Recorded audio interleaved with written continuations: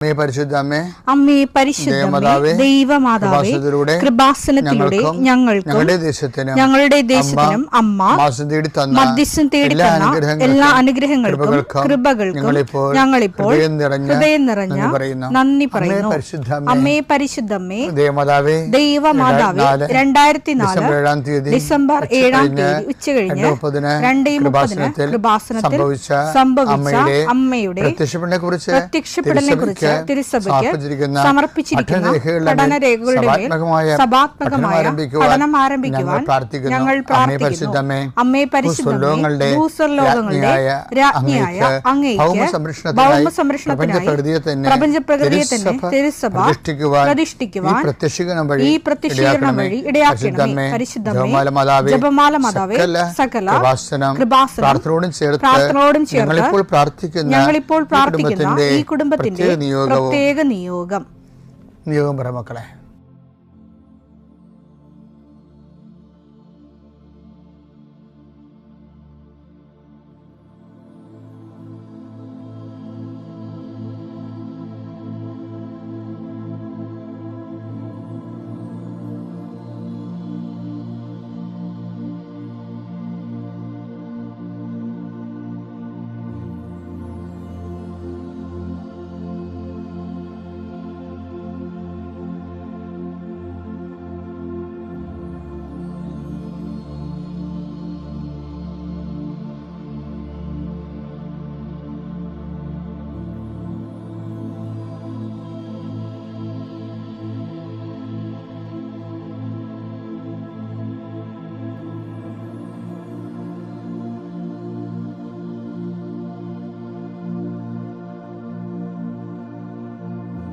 അമ്മയുടെ പ്രത്യക്ഷീകരണത്തിന്റെ ഈ അനുഗ്രഹവേളയിൽ ഞങ്ങൾക്ക് സാധിച്ചു തരുവാൻ കനിയണമേ. ആമേൻ. വിശ്വാസ പ്രമാണം. സർവശക്തനായ പിതാവും ആകാശത്തിന്റെയും ഭൂമിയുടെയും സൃഷ്ടാവുമായ ദൈവത്തിൽ ഞാൻ വിശ്വസിക്കുന്നു. അവിടുത്തെ ഏകപുത്രനും ഞങ്ങളുടെ കർത്താവുമായ ഈശോമിശിഹായിലും ഞാൻ വിശ്വസിക്കുന്നു.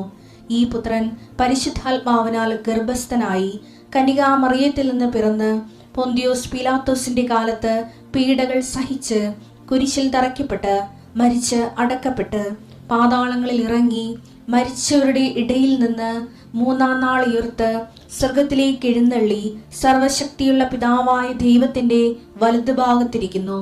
അവിടെ നിന്ന് ജീവിക്കുന്നവരെയും മരിച്ചവരെയും വിധിക്കുവാൻ വരുമെന്നും ഞാൻ വിശ്വസിക്കുന്നു. പരിശുദ്ധാത്മാവിലും ഞാൻ വിശ്വസിക്കുന്നു. വിശുദ്ധ കത്തോലിക്കാ സഭയിലും പുണ്യവാന്മാരുടെ ഐക്യത്തിലും പാപങ്ങളുടെ മോചനത്തിലും ശരീരത്തിന്റെ ഉയർപ്പിലും നിത്യമായ ജീവിതത്തിലും ഞാൻ വിശ്വസിക്കുന്നു. ആമേൻ. സുഖസ്ഥനായ ഞങ്ങളുടെ പിതാവേ, അങ്ങയുടെ നാമം പൂജിതമാകണമേ. അങ്ങയുടെ രാജ്യം വരണമേ. അങ്ങയുടെ തിരുമനസ് സ്വർഗത്തിലെ പോലെ ഭൂമിയിലും ആകണമേ. അന്നു വേണ്ടുന്ന ആഹാരം ഇന്ന് ഞങ്ങൾക്ക് തരണമേ. ഞങ്ങളോട് തെറ്റ് ചെയ്യുന്നവരോട് ഞങ്ങൾ ക്ഷമിക്കുന്നത് പോലെ ഞങ്ങളുടെ തെറ്റുകൾ ഞങ്ങളോടും ക്ഷമിക്കണമേ. ഞങ്ങളെ പ്രലോഭനത്തിൽ ഉൾപ്പെടുത്തരുതേ, തിന്മയിൽ ഞങ്ങൾ രക്ഷിക്കണമേ. ആമേൻ. നന്മ നിറഞ്ഞ മറിയമേ സ്വസ്തി. കർത്താവ് അങ്ങയുടെ കൂടെ സ്ത്രീകളിൽ അങ്ങ് അനുഗ്രഹിക്കപ്പെട്ടവളാകുന്നു. അങ്ങയുടെ ഉദരത്തിൻ ഫലമായി ഈശോ അനുഗ്രഹിക്കപ്പെട്ടവനാകുന്നു. പരിശുദ്ധ മറിയമേ തമ്പുരാന്റെ അമ്മേ, പാപികളായ ഞങ്ങൾക്ക് വേണ്ടി ഇപ്പോഴും ഞങ്ങളുടെ മരണസമയത്തും തമ്പുരാനോട് അപേക്ഷിക്കണമേ. ആമേൻ. കർത്താവേ, നിന്റെ ഉന്നതമായ നാമത്തിന് സ്തോത്രം ചെയ്യും. കർത്താവേ, നിന്റെ വിശുദ്ധ പൗരോഹിത്യത്തെ മഹത്വപ്പെടുത്തണമേ. കർത്താവെ, സഭയിലുള്ള സാന്നിധ്യം പ്രകടമാക്കണമേ. 40 വർഷം ഞാൻ അർപ്പിച്ച കൃപാന്റെ യുഗതിയാൽ കൃപാസ്ഥാനത്താറെ ജീവനോടെ പ്രത്യക്ഷപ്പെട്ട മാതാവിന്റെ മാധ്യസ്ഥ ഇന്ന് അങ്ങയുടെ മക്കളെ പ്രാർത്ഥന കൂടുന്ന എല്ലാ മക്കൾക്ക് വേണ്ടി പ്രാർത്ഥിക്കുകയാണ്. കർത്താവെ, മനസ്സ് വേദനിക്കുന്ന എല്ലാ വിഷയങ്ങളും, അവരുടെ മനസ്സ് വേദനിപ്പിക്കുന്ന എല്ലാ വ്യക്തികളും ഇപ്പോഴും ഈശോയുടെ നാമം നിർവീര്യമാകട്ടെ. കർത്താവെ, മനസ്സ് വിഷമിപ്പിക്കുന്ന സാഹചര്യങ്ങൾ, ചെയ്തെടുക്കേണ്ട ഉത്തരവാദിത്തങ്ങൾ, മറ്റുള്ളവർ നമ്മളെ പഴി പറയാൻ സാധ്യതയുള്ള എല്ലാ വിഷയത്തിൻ്റെ മേലും കർത്താവിൻ്റെ കരുണ ചൊരിയുകയും നിങ്ങളെ കർത്താവ് ഇന്ന് നിലനിർത്തി തരികയും ചെയ്യട്ടെ. നിങ്ങൾ പോകുന്ന വഴികൾ, കണ്ടുമുട്ടുന്ന വ്യക്തികൾ, ചെയ്യുന്ന കാര്യങ്ങൾ, യാത്ര ചെയ്യുന്ന വാഹനങ്ങൾ, ഒപ്പിടുന്ന പേപ്പറുകൾ, കൈമാറുന്ന രേഖകൾ, കഴിക്കുന്ന മരുന്ന് എല്ലാം മാതാവിൻ്റെ മധ്യസ്ഥത്തിൽ യേശുനാമത്തിൽ അനുഗ്രഹിക്കപ്പെടുകയും നീ ദൈവത്തെ അനുഭവിക്കാൻ ഇന്ന് നിന്നെ സഹായിക്കുകയും ചെയ്യട്ടെ. നിത്യം പിതാവും പുത്രനും പരിശുദ്ധാത്മാശ്രേഷ്ഠ നീക്കുവാണ്. ഇപ്പോൾ ഇവിടെ നമ്മൾ പണ്ട് പറഞ്ഞിരുന്ന ഒരു ടെർമിനോളജി ഉണ്ട്. നമ്മളിന്ന് ഉടമ്പടി ഉപയോഗിക്കുന്ന not by merit but by grace അല്ലേ, നിൻ്റെ കഴിവല്ല കർത്താവിൻ്റെ കൃപയെന്ന്. അതിന് നേരത്തെ നാം പറഞ്ഞുകൊണ്ടിരുന്ന കാര്യം ദൈവ പരിപാലന എന്നാണ്, പ്രൊവിഡൻസ്. അത് സാധാരണ ആൾക്കാർ അങ്ങനെ പറയണം, എന്നുവെച്ചാൽ devoid of any physical merits. അവരുടെ ജീവിതത്തിൽ ഒരു ഭൗതികമായ ഇത് കിട്ടാനുള്ള യാതൊരു സാധ്യതയും ഇല്ലാതെ വരുമ്പോൾ, എന്നിട്ടും അവർക്ക് കിട്ടിക്കഴിയുമ്പോൾ അവർ പറയണതാണ് ഇത് ദൈവപരിപാലനയാണെന്ന് പറയും. ദൈവപരിപാലന എന്ന് വെച്ച് കഴിഞ്ഞാൽ പണ്ട് ദൈവപരിപാലന എന്ന് പറയണതും ഇന്ന് കൃപയെന്ന് പറയണതും ഈ രണ്ടും കണ്ടൻറ്റ് വൈസ് ഒന്നാണ്. പിന്നെ ആപ്ലിക്കേഷൻ വൈസ് ദൈവപരിപാലന ദൈവം നമ്മുടെ മേൽ ചൊരിയുന്ന ഏകപക്ഷികമായ ദൈവത്തിൻ്റെ അനുഗ്രഹമാണ്. കൃപ എന്ന് പറയുന്നത് അങ്ങനെ കുറച്ച് വ്യത്യാസമുണ്ട്. കാര്യം നമ്മുടെ വിശ്വാസത്തിൻ്റെ ലെവൽ അനുസരിച്ച് കൊണ്ട് വിശ്വാസത്തിന് നീതീകരിക്കുന്ന ഗാഠമായ ഹെവി ഡ്യൂട്ടി ആയിട്ടുള്ള പദ്ധതി അനുസരിച്ചുകൊണ്ട് ദൈവപ്രസാദം കൂടാനുള്ള സാധ്യതയുണ്ട്. കാര്യത്തെ കൃപ അടിസ്ഥാനപ്പെടുത്തിയിരിക്കുന്നത് അവൻ്റെ നാമത്തിലുള്ള വിശ്വാസത്തിലാണ്. അങ്ങനെ പറയണത്. കൃപയെ പറഞ്ഞപ്പോൾ മേൽകൃപയെന്നും കൂടി വാക്ക് പറഞ്ഞായിരുന്നു. എന്താണ്? അവൻ്റെ നാമത്തിൽ വിശ്വസിക്കുന്നവർക്കെല്ലാം. യോഹന്നാൻ 1:12 തന്നെ സ്വീകരിച്ചവർക്കെല്ലാം തന്റെ നാമത്തിൽ വിശ്വസിക്കുന്നവർക്കെല്ലാം ദൈവമക്കളാകാൻ അവൻ കഴിവ് നൽകുക. അപ്പൊ ഈ കഴിവാണ് കൃപയായിട്ട് പിന്നീട് യോഹന്നാൻ 1:12 കഴിവെന്ന് പറഞ്ഞ സംഭവമാണ് ശരിക്കും പറഞ്ഞ യോഹന്നാൻ 1:16 കൃപയെന്ന് പറയുന്നത്. എല്ലാം ദൈവത്തിൻ്റെ പവറാണ് ശരിക്കും. ഇത് നമ്മൾ സ്വീകരിക്കുകയാണ്. അപ്പം സ്വീകരിക്കുന്നതെന്ന് പറയുമ്പോൾ സ്പോണ്ടേനിയസ് ആയിട്ട് നമ്മൾ സ്വീകരിക്കുമ്പോൾ എല്ലാവർക്കും സ്വീകരിക്കാമല്ലോ. ചില ആൾക്കാർക്ക് കൃപ കുറവും, കുറച്ച് പേർക്ക് കൂടുതലും വരാൻ കാര്യം എന്താണ്? അത് ഈ വിശ്വാസത്തിൻ്റെ അടിസ്ഥാനത്തിലാണ്. ഓരോ വ്യക്തിക്ക് ഇപ്പോൾ ഉടമ്പടിയിലൊക്കെ ഉണ്ടാകുന്ന എല്ലാവർക്കും ഒരേ റിസൾട്ടല്ലല്ലോ. ഇന്നൊരു സാക്ഷ്യം ഉണ്ടായി. അപ്പോൾ അദ്ദേഹം പറഞ്ഞത് അദ്ദേഹം സ്പെയിനിലാണ് വർക്ക് ചെയ്യണത്. അവിടെയൊക്കെ ചെന്ന് അദ്ദേഹം ആ ഭാഷ പഠിച്ചുകൊണ്ടിരിക്കുക. അപ്പോൾ എന്നിട്ട് അദ്ദേഹത്തിൻ്റെ ഒരു പ്രായത്തിൻ്റെ ഒരു പ്രശ്നമുള്ള കാരണം ജോലി അദ്ദേഹം കിട്ടണില്ല. 54 വയസ്സായിട്ടേ ഉണ്ട്.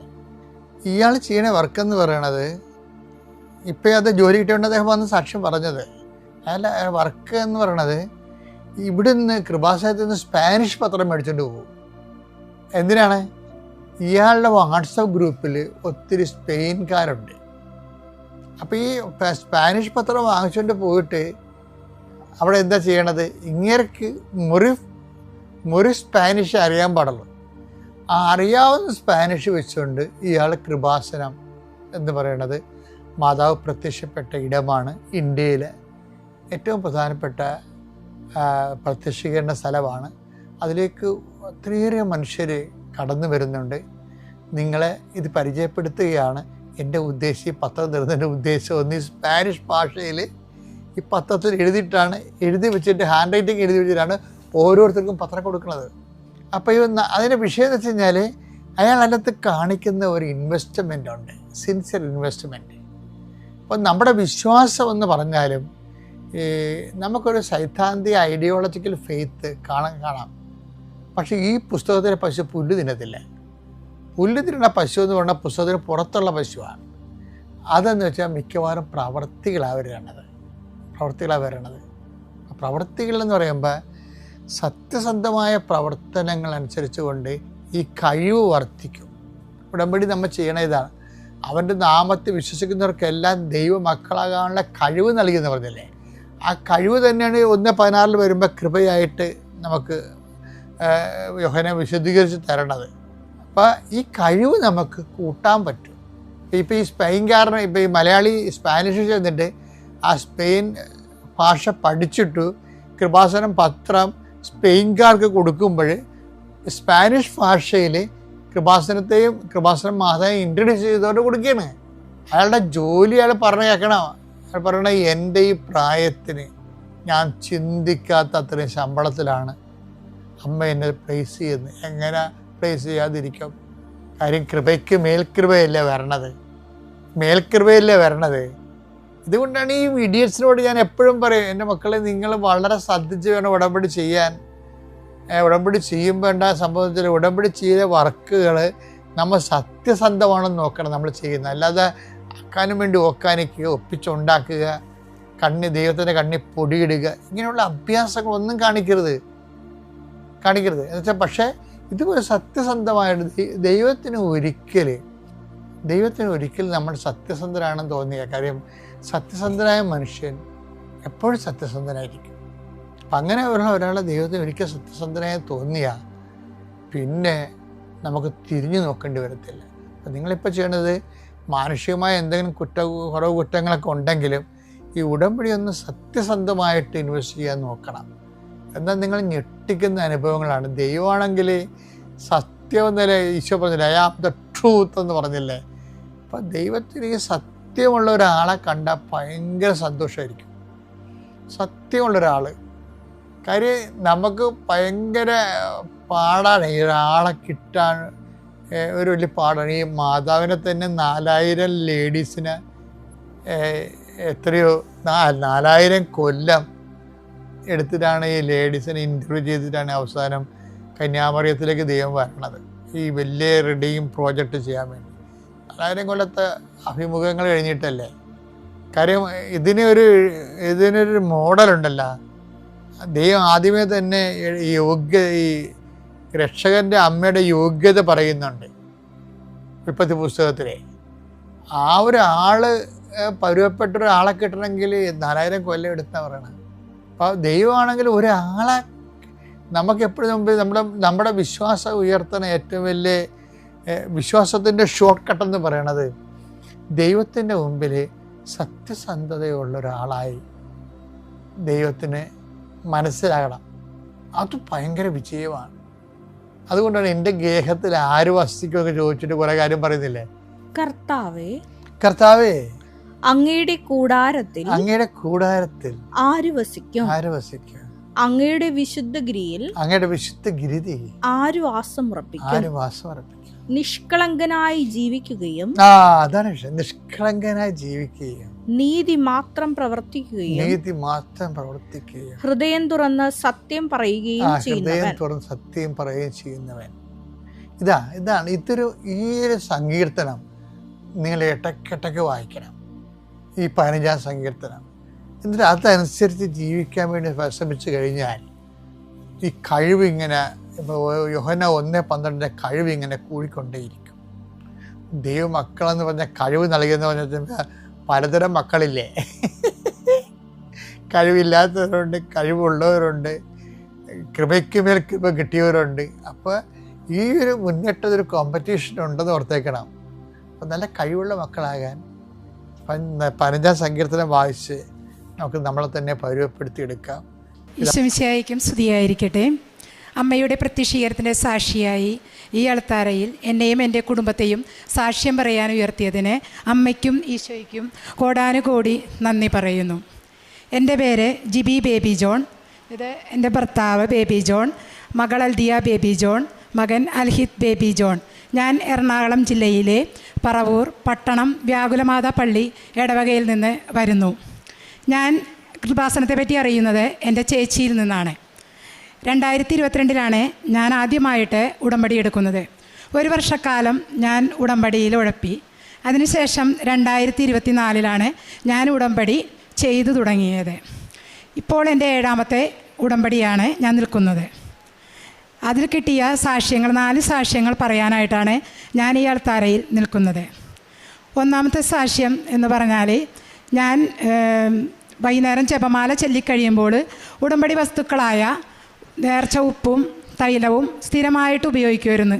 അതുവഴിയായിട്ട് ഞങ്ങൾക്ക് ശ്വാസം മുട്ട് എനിക്കും എൻ്റെ ഭർത്താവിനും ഉണ്ടായിരുന്നു. ഒരുപാട് ഡോക്ടർമാരെ കാണിച്ചിരുന്നാണ്, ഞങ്ങൾ ഹെയിലർ ഉപയോഗിച്ചിരുന്നാണ്, എന്നിട്ടൊന്നും മാറിയില്ല. ഞാൻ ഈ ഉടമ്പടിയിൽ ഞാൻ വെച്ചിട്ടുണ്ടായിരുന്നു ഞങ്ങളുടെ ഇത് മാറ്റി തന്നുവെന്ന് ഞാൻ മാതാവിനോട് മുട്ടിപ്പായിട്ട് ഞാൻ അപേക്ഷിച്ചിട്ടുണ്ടായി. അതിൻ്റെ ഫലമായി ഞങ്ങൾ സ്ഥിരം ഉപ്പും തൈലവും ഞങ്ങൾ കഴിക്കുമായിരുന്നു. സമയച്ചുരുക്കത്തിൻ്റെ അമ്മ എനിക്ക് അത് നേടിത്തന്നു. ഞങ്ങൾക്ക് 2 പേർക്കും ഇപ്പോൾ 2 വർഷക്കാലമായിട്ട് ശ്വാസം മുട്ടലോ അല്ല വേറെ അസ്വസ്ഥതകളോ ഒന്നുമില്ല. 30 വർഷമായി എനിക്ക് അസിഡിറ്റി എന്ന് പറയുന്ന രോഗം ഉണ്ടായിരുന്നു. അതും സമയച്ചുരുക്കത്തിൻ്റെ അമ്മ എനിക്ക് മാറ്റിത്തന്ന്. അതിന് ഞാൻ ഈശോയോടും അമ്മയോടും കോടാനുകോടി നന്ദി പറയുന്നു. ഇത് എൻ്റെ 1ാമത്തെ സാക്ഷ്യം.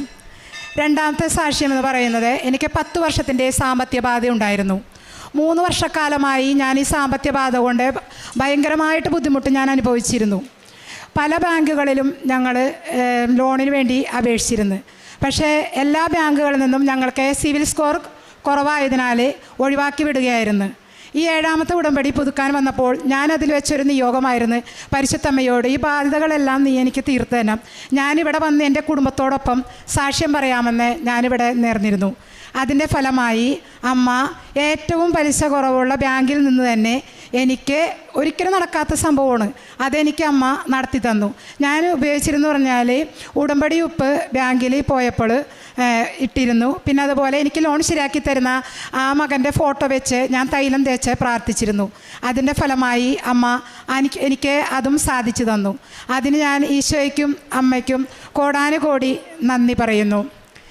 3ാമത്തെ സാക്ഷ്യം എന്ന് പറയുന്നത് എൻ്റെ ഭർത്താവിൻ്റെ ഇൻഷുറൻസ് തീർന്നു കിടക്കുകയായിരുന്നു. എൻ്റെ ഭർത്താവ് ഒരു ഹാർട്ട് പേഷ്യൻ്റാണ്. ഇൻഷുറൻസ് വഴിയാണ് ഞങ്ങൾ മരുന്നുകളെല്ലാം വാങ്ങിച്ചുകൊണ്ടിരുന്നത്. അപ്പോൾ ഡിസംബർ 30-ാം തീയതിക്കുള്ളിൽ ഇൻഷുറൻസ് ഞങ്ങൾക്ക് തിരികെ കിട്ടണമെന്ന് ഞാൻ അമ്മയോട് പ്രാർത്ഥിച്ചിരുന്നു. അതും എൻ്റെ 7ാമത്തെ ഉടമ്പടിയിൽ ഞാൻ വെച്ചിരുന്ന കാര്യമാണ്. ഡിസംബർ 30-ന് തന്നെ ഇൻഷുറൻസ് ഞങ്ങൾക്ക് 2ാമത് ശരിയായി തരികയും മരുന്നുകളൊക്കെ വാങ്ങിക്കാൻ ഇപ്പോൾ പറ്റുന്നുണ്ട്. അതിന് ഞാൻ അമ്മയോടും ഈശോയോടും 1000 നന്ദി സമർപ്പിക്കുന്നു. ഇനി 2 സാക്ഷ്യങ്ങൾ പറയാനുള്ളത് എൻ്റെ ഭർത്താവിനും എൻ്റെ മകനുമാണ്. ഞാൻ മൈക്ക് അവർക്ക് കൈമാറുന്നു. ഭർത്താവ്. പരിശുദ്ധ അമ്മയ്ക്ക് സ്തുതിയായിരിക്കട്ടെ. എൻ്റെ പേര് ബേബി ജോൺ. എനിക്കിവിടെ പറയാനുള്ളത്, ഞാൻ ഇപ്പോൾ ഒരു 6 വർഷമായിട്ട് സെക്യൂരിറ്റി ആയിട്ട് ജോലി ചെയ്യുകയാണ്. അപ്പോൾ കയറിയ സമയത്ത് എനിക്ക് ശമ്പളം തീരെ കുറവായിരുന്നു. ഒരു 3-4 കൊല്ലത്തോളം ഞാൻ കുറഞ്ഞ ശമ്പളത്തിലാണ് ജോലി ചെയ്തുകൊണ്ടിരുന്നത്. എൻ്റെ മകൾ ഒരു കമ്പനിയിൽ ജോലിക്ക് കയറുകയും അവിടുത്തെ സൂപ്പർവൈസർ മുഖേന എനിക്ക് വേറൊരു കമ്പനിയിൽ സെക്യൂരിറ്റി സൂപ്പർവൈസറായിട്ട് നിയമനം കിട്ടുകയും ഞാൻ പ്രതീക്ഷിച്ചതിലും കൂടുതൽ എനിക്ക് ശമ്പളം കൂട്ടി കിട്ടുകയും ചെയ്തു. ഇത് എൻ്റെ കഴിവോ ഞങ്ങളുടെ ഇതിൻ്റെ കഴിവോ ഒന്നുമല്ല. അമ്മയോട് നിരന്തരമായിട്ട് എൻ്റെ വൈഫ് പ്രാർത്ഥിക്കുമായിരുന്നു. ഭർത്താവിന് നല്ലൊരു ജോലി കിട്ടണമെന്നും അതിൻ്റെ ഫലമായി ഞങ്ങളിവിടെ സാക്ഷ്യം പറയാമെന്നും വൈഫ് എപ്പോഴും പ്രാർത്ഥിക്കുമായിരുന്നു. എന്നോടും പറയുമായിരുന്നു പ്രാർത്ഥിക്കാൻ. ഞാനും മക്കളും എല്ലാവരും കുടുംബ പ്രാർത്ഥനയുടെ സമയത്തും ഒക്കെ അമ്മയുടെ സാന്നിധ്യത്തിൽ അമ്മയോട് ഞങ്ങൾ പ്രാർത്ഥിക്കുമായിരുന്നു. അതിൻ്റെ ഫലമായിട്ട് ഞങ്ങൾക്ക് കിട്ടിയതാണ് ഈ ജോലി. അതിന് അമ്മയോടും ഈശോയോടും ഞാനും എൻ്റെ കുടുംബവും 1000 നന്ദി പറയുന്നു. പരിശുദ്ധ അമ്മക്ക് സ്തുതിയായിരിക്കട്ടെ. എൻ്റെ പേര് അൽഹിത്ത്. ഞാൻ പട്ടണത്തു നിന്ന് വരുന്നു. എനിക്കിവിടെ പറയാനുള്ളതെന്ന് പറഞ്ഞാൽ, ഞാൻ ബാംഗ്ലൂർ നേഴ്സിംഗാണ് പഠിക്കുന്നത്. ലോൺ ശരിയാവില്ല എന്ന് ബാങ്കിൽ ചെന്നപ്പോൾ ബാങ്ക് മാനേജർ പറഞ്ഞു. ഫസ്റ്റ് ആ കോളേജിന് INC ഇല്ല എന്നാണ് ബാങ്കിൽ ചെന്നപ്പോൾ മാനേജർ പറഞ്ഞത്. ഇത് കേട്ട് ഞാൻ അമ്മയുടെ അടുത്ത് ചെന്ന് അമ്മ പറഞ്ഞപ്പോൾ അമ്മ എന്നോട് പറഞ്ഞു, മാതാവിനോട് മുട്ടിപ്പായി പ്രാർത്ഥിക്കുക. ഞാൻ അതേപോലെ മുട്ടിപ്പായി പ്രാർത്ഥിച്ചു. ആദ്യം എനിക്കും അധികം ഒരു വിശ്വാസമായിട്ട് തോന്നിയില്ലായിരുന്നു. ഞാൻ ഉടമ്പടി എടുത്തായി 2023 മാർച്ച് 5-ാം തീയതിയാണ് ഞാൻ ഇവിടെ ഉടമ്പടി എടുക്കുന്നത്. അത് കുറച്ച് കാലം ഞാൻ നല്ല ഇതിൽ അങ്ങ് ചെയ്തായിരുന്നു. കുറച്ച് കഴിഞ്ഞപ്പോൾ എനിക്ക് തോന്നി ഇതങ്ങനെ വർക്കൊന്നും ആവണില്ല. ഞാൻ ചിന്തിച്ചു ചിലപ്പോൾ ഇതൊക്കെ ഒരു ഇതായിരിക്കാം. പക്ഷേ ഈ കാര്യത്തിൽ ബാങ്കിൽ ഞാൻ ചെന്നതിനപ്പോൾ എന്നോട് മാനേജർ പറഞ്ഞ് ഈ കോളേജിന് ലോൺ തരാൻ പറ്റില്ല, INC നോക്കുമ്പോൾ ഈ കോളേജിന് INC ഇല്ലെന്നാണ് പറയണതെന്ന് പറഞ്ഞു. ഞാൻ വീട്ടിൽ ചെന്ന് കാശ് രൂപമായിട്ട് ഒരാഴ്ച കഴിഞ്ഞപ്പോഴേക്കും ഞാൻ ഈ ബാങ്ക് മാനേജറിനെ കാണാൻ വീണ്ടും ചെന്നു. അത്ഭുതം എന്ന് പറയട്ടെ, ബാങ്ക് മാനേജർ മാറിയിരിക്കുന്നു. വേറൊരു മാനേജറാണ് എന്നവിടെ വന്നിട്ട് പുതിയതായി ഒരു മാനേജർ വന്നു. ആ മാനേജറിനോട് ഞാനും അപ്പനും ഉണ്ട്. ഞങ്ങൾ ചെന്നതിന് ഇത് കൊടുത്തപ്പോൾ പറഞ്ഞു ഒരു 2 ദിവസം വെയിറ്റ് ചെയ്യും, ഇത് ഞങ്ങൾ നോക്കിയിട്ട് പറയാമെന്ന്. അപ്പോഴും എനിക്കൊരു ഇതായിട്ടില്ല. ഞാൻ അമ്മ പറഞ്ഞു പ്രാർത്ഥിക്കുമെന്ന് പറഞ്ഞപ്പോൾ ഞാൻ മാതാവിനോട് ആ മുട്ടിപ്പായി പ്രാർത്ഥിച്ചതിൻ്റെ ഫലമെന്ന് പറയട്ടെ, 2 ദിവസം കഴിഞ്ഞപ്പോഴേക്കും ബാങ്ക് മാനേജർ വിളിച്ചിട്ട് പറഞ്ഞു, നിങ്ങൾ INC റെഡി ആയിട്ടുണ്ട്, ലോണിനുള്ള കാര്യങ്ങളൊക്കെ ചെയ്തു തുടങ്ങിക്കോ, അപ്ലൈ ചെയ്തോ, ലോൺ ശരിയാവും, വേറെ ഇതൊന്നുമില്ല എന്ന് പറഞ്ഞു. മാതാവിൻ്റെ 1000 മാതാവിനോട് ഞാൻ നന്ദി പറയുന്നു. കരുതി ഇപ്പം ഞാൻ 3ാമത്തെ ഇയറാണ്. ബാങ്കിലോ ലോണിലോ ഒരു കുഴപ്പമില്ലാതെ തടസ്സമില്ലാതെ നല്ല ഇതിന് പോകുന്നു. മാതാവിന് 1000 നന്ദി. എൻ്റെ പേര് പ്രേക്ഷിത പ്രവർത്തകർ പറയുകയാണെങ്കിൽ, ഞാനിവിടെ നിന്ന് കൃപാസനത്തിൽ നിന്ന് പേപ്പർ വാങ്ങിച്ച് ഞങ്ങൾ കുടുംബസമേതം എല്ലാവർക്കും കൊടുക്കാറുണ്ട്. കൂടുതലും അക്രൈസ്തവരുടെ മേഖലയിലാണ് ഞങ്ങൾ പ്രേക്ഷിത പ്രവർത്തനം നടത്തുന്നത്. പിന്നെ ഞാനിങ്ങനെ ആ കൃപാസനത്തെ പറ്റി പറഞ്ഞ് 2-3 പേര് ഇവിടെ ഉടമ്പടി എടുക്കാനായിട്ട് വന്നിട്ടുണ്ട്. ഉടമ്പടി എടുത്ത് 2 പേര് ജർമ്മനിലോട്ടൊക്കെ പോയിട്ടുണ്ട്. അത് എനിക്ക് സാക്ഷ്യം പറയാൻ പറ്റുന്നില്ല, അവരില്ലാത്തതുകൊണ്ട് സാക്ഷ്യം പറഞ്ഞില്ല. പിന്നെ എൻ്റെ കാരുണ്യപ്രവർത്തികൾ എന്ന് പറയുന്നത്, ഞാൻ പുത്തൻവേലിക്കര അസീസി എന്ന് പറയുന്ന മെൻ്റൽ ഡിസോർഡർ ആയിട്ടുള്ള അമ്മമാർ താമസിക്കുന്ന സ്ഥലമാണ്. അവിടെ ഞാൻ ചെന്ന് അവരെ കുളിപ്പിക്കുകയും നഖം വെട്ടിക്കൊടുക്കുകയും പിന്നെ മുടിയൊക്കെ ഇരിയൊക്കെ കൊടുക്കുകയും ചെയ്യും. എല്ലാം ആഴ്ചയിൽ ഞാൻ പോകാറുണ്ട്. പിന്നെ ബൈബിൾ ഞാൻ വായിക്കാറുണ്ട്. പിന്നെ എല്ലാം ഇതിനു മുമ്പ് ഞാൻ എൻ്റെ ആത്മീയത എന്ന് പറയുന്നത്, ഇതിനു മുമ്പ് ഞാൻ ക്രിസ്ത്യാനി എന്നുള്ളൊരു പേര് മാത്രമേ എനിക്ക് ഉണ്ടായിരുന്നുള്ളൂ. ഞാൻ ശരിക്കൊരു ക്രിസ്ത്യാനി ആയിരുന്നില്ല. പള്ളിയിൽ പോകുക, എന്തിന് ദുഃഖ വെള്ളിയാഴ്ച പോലും പള്ളിയിൽ പോകാത്തൊരു വ്യക്തിയായിരുന്നു ഞാൻ. ഇപ്പോൾ ഈ ഉടമ്പടിയിലോട്ട് വന്നതിന് ശേഷം ഞാൻ എല്ലാ ദിവസവും വെളുപ്പിന് 3 മണിക്ക് എണീറ്റ് ഞങ്ങൾ കുടുംബസമേതം ഞാനും എൻ്റെ ഭർത്താവും മക്കളും കൂടി ജപമാല ചെല്ലാറുണ്ട്. പിന്നെ അച്ഛൻ്റെ ഡെയിലി ബ്രെഡ് കാണാറുണ്ട്. പിന്നെ എല്ലാ ദിവസവും 5:30 ഞങ്ങളുടെ അടുത്തുള്ള പള്ളിയിൽ ഇന്ന് വരെ ഞാൻ മുടക്കിയിട്ടില്ല, ഞങ്ങൾ പള്ളിയിൽ പോകാറുണ്ട് എല്ലാ ദിവസവും. പിന്നെ കുമ്പസാരിക്കാൻ 2 ആഴ്ച കൂടുമ്പോൾ കുമ്പസാരിക്കാറുണ്ട്. പിന്നെ കുർബാന സ്വീകരിക്കാറുണ്ട്. ഇങ്ങനെയൊക്കെ പോകുന്നു എൻ്റെ ആത്മീയ പ്രവർത്തനങ്ങൾ. ഇനി എൻ്റെ ജീവിതകാലം മുഴുവനും ഈ ഉടമ്പടിയിൽ തന്നെ തുടർന്ന് പോകാനായിട്ട് എന്നെയും എൻ്റെ കുടുംബത്തെയും അനുഗ്രഹിക്കണമെന്ന് ഈശോയോടും അമ്മയോടും ഞാൻ പ്രാർത്ഥിക്കുന്നു. നിങ്ങളും എനിക്ക് വേണ്ടി പ്രാർത്ഥിക്കണം, എൻ്റെ കുടുംബത്തിനും വേണ്ടി. അങ്ങ് നൽകിയ അനുഗ്രഹങ്ങളെ പ്രതി ഞാൻ എന്നേക്കും അവിടുത്തെ നന്ദി പറയും. അങ്ങയുടെ ഭക്തരുടെ മുമ്പിൽ ഞാൻ അങ്ങയുടെ നാമം പ്രകീർത്തിക്കും, എന്തെന്നാൽ അത് ശ്രേഷ്ഠമാണ്. സങ്കീർത്തനം 52:9 ഉടമ്പടി എന്നത് ദൈവത്തോടുള്ള ഒരു നിശ്ചയദാർഢ്യമായ ഒരു ബന്ധമാണ്. വിശ്വാസവും കൃതജ്ഞതയും നിറഞ്ഞ ഒരു ബന്ധം. ദൈവം ചെയ്തതിനെ ഓർത്ത് നന്ദി പറയാനും വിശ്വാസത്തോടെ പ്രതീക്ഷയോടെ കാത്തിരിക്കുകയുമാണ് ഉടമ്പടി മക്കളുടെ ജീവിതത്തിൽ നാം കേൾക്കുന്ന ഓരോ സാക്ഷ്യത്തിൽ നിന്നും മനസ്സിലാക്കാൻ സാധിക്കുന്നത്. ഉടമ്പടിയിൽ തങ്ങളുടെ അനുഭവങ്ങൾ മറ്റുള്ളവരുടെ മുൻപിൽ സാക്ഷ്യപ്പെടുത്തുകയും ലഭിച്ച അനുഗ്രഹങ്ങൾ മറ്റുള്ളവരുമായി പങ്കുവയ്ക്കുകയും അനുഭവിച്ച അനുഗ്രഹങ്ങൾ സ്തുതിയായി മാറ്റുകയും ആകുമ്പോഴാണ് ഒരു യഥാർത്ഥ ഉടമ്പടി സാക്ഷിയായി മാറുന്നത്. നമ്മൾ ദൈവത്തിൽ പ്രത്യാശ വെച്ച് ഉടമ്പടി ജീവിതം വിശ്വസ്തയോടെ നയിക്കുമ്പോഴാണ് നമ്മുടെ ജീവിതത്തിൽ ഈശോയും അമ്മയും കടന്നു വരുന്നത്. പരിശുദ്ധ അമ്മ ജീവനോടെ പ്രത്യക്ഷപ്പെട്ട ഈ ആലയത്തിൽ വന്ന് കണ്ണുനീരോടെ പ്രാർത്ഥിക്കുന്ന ഓരോ മക്കളുടെയും പ്രാർത്ഥനകൾ പരിശുദ്ധ അമ്മയാണ് നമ്മുടെ കരം പിടിച്ച് ഈശോയിലേക്ക് നയിക്കുന്നത്. അങ്ങനെയുള്ള ഒരു വലിയ ദൈവാനുഗ്രഹത്തിൻ്റെ ഒരു വലിയ സാക്ഷ്യമാണ്, പ്രത്യക്ഷീകരണത്തിൻ്റെ ഒരു സാക്ഷ്യമാണ് ജിബിയും കുടുംബവും നമ്മളോട് ഷെയർ ചെയ്തത്. ഇത് 7ാമത്തെ പുതുക്കലാണെന്നാണ് ഈ മകൾ പറഞ്ഞത്. ഈ മകൾ മാത്രമല്ല, മകനും മകളും 16 വയസ്സ് കഴിഞ്ഞപ്പോഴേ അവർ ഉടമ്പടിയിലായി. മക്കളെപ്പറ്റി യാതൊന്നും ചിന്തിക്കേണ്ട ആവശ്യമില്ല. കാരണം ഒരിക്കൽ കുടുംബം മുഴുവനും ഈ ഉടമ്പടിയിലായതിൽ പിന്നെ മക്കൾ അവരുടേതായ രീതിയിൽ ഈശോയും അമ്മയും അവരെ മുന്നോട്ട് കൈപിടിച്ച് നയിക്കുന്നു. അങ്ങനെ ഈ 4 പേരും ഉടമ്പടി ജീവിതം നയിക്കുമ്പോൾ അവരുടെ ജീവിതത്തിൽ ഓരോ കാര്യങ്ങളും നടത്തി കൊടുക്കുന്ന ഒരു ഈശോയും അമ്മയെയും പറ്റിയാണ് നാം ഇവിടെ കേട്ടത്. അതായത് 25 വർഷം പഴക്കമുണ്ടായിരുന്ന ശ്വാസമുട്ടലായിരുന്നു ഈ മകനുണ്ടായിരുന്നത്. പിന്നെ വൈഫിന് അസിഡിറ്റി പ്രോബ്ലം ഉണ്ടായിരുന്നു, അത് 30 വർഷത്തോളവും. പിന്നെ 21 വർഷം ഉണ്ടായിരുന്ന ശ്വാസമുട്ടലുണ്ടായിരുന്നു ഈ വൈഫിന് തന്നെ. ഇതെല്ലാം സമയചുരുക്കത്തിൻ്റെ അമ്മയോട് പ്രാർത്ഥിച്ചപ്പോഴാണ് ഈശോയും അമ്മയും ഇടപെട്ട് ഇവരുടപടി വസ്തുക്കൾ ഉപയോഗിച്ച് വിശ്വാസപ്രമാണം ചൊല്ലി പ്രാർത്ഥിച്ചപ്പോൾ ഇത്രയും വർഷങ്ങളായിരുന്ന ഈ രോഗങ്ങളാണ് പരിശുദ്ധ അമ്മ പല മരുന്നുകൾ കഴിച്ചെങ്കിലും ട്രീറ്റ്മെൻ്റ് എല്ലാം വളരെ ഷോർട്ടായിരുന്നു, ടെമ്പററി റിലീഫായിരുന്നു. പക്ഷേങ്കിൽ ഉടമ്പടി എടുത്ത് പിന്നെ ഇതെല്ലാം പൂർണ്ണമായിട്ട് മാറിയെന്നാണ് ഈ മക്കൾ പരിശുദ്ധ അമ്മ പ്രത്യക്ഷപ്പെട്ട ഈ സന്നിധിയിൽ സാക്ഷ്യപ്പെടുത്തുന്നത്. സമയചുരുക്കത്തിൻ്റെ അമ്മയാണ് ഉടമ്പടി അമ്മ, കൃപാസനം അമ്മ. ആ അമ്മയോട് പ്രാർത്ഥിച്ച് വിശ്വാസത്തോടെ പ്രാർത്ഥിച്ചപ്പോഴാണ് ഈ മക്കൾക്ക് പൂർണ്ണമായിട്ട് രോഗസൗഖ്യം ലഭിച്ചത്. പിന്നീടുണ്ടായിരുന്ന കടബാധ്യതയായിരുന്നു 10 ലക്ഷം രൂപയോളം 6 വർഷമായി കിടന്ന കടബാധ്യതയാണ്. ഒരു ലോണിന് വേണ്ടി അപ്ലൈ ചെയ്തപ്പോൾ ഇവർക്ക് സിവിൽ സ്കോർ ഇല്ല, ലോൺ കിട്ടാനായിട്ട് യാതൊരു പ്രതീക്ഷയുമില്ല. പക്ഷേങ്കിൽ ഉടമ്പടി മക്കൾക്ക് പ്രതീക്ഷിക്കാവുന്നതാണ്. കാരണം നമ്മൾ ഉടമ്പടിയിൽ നിയോഗമായിട്ട് സമർപ്പിക്കുന്നത് അസാധ്യമായ കാര്യങ്ങളാണ്. അങ്ങനെയാണ് ഈ മക്കൾ അസാധ്യമായ കാര്യമാണ്.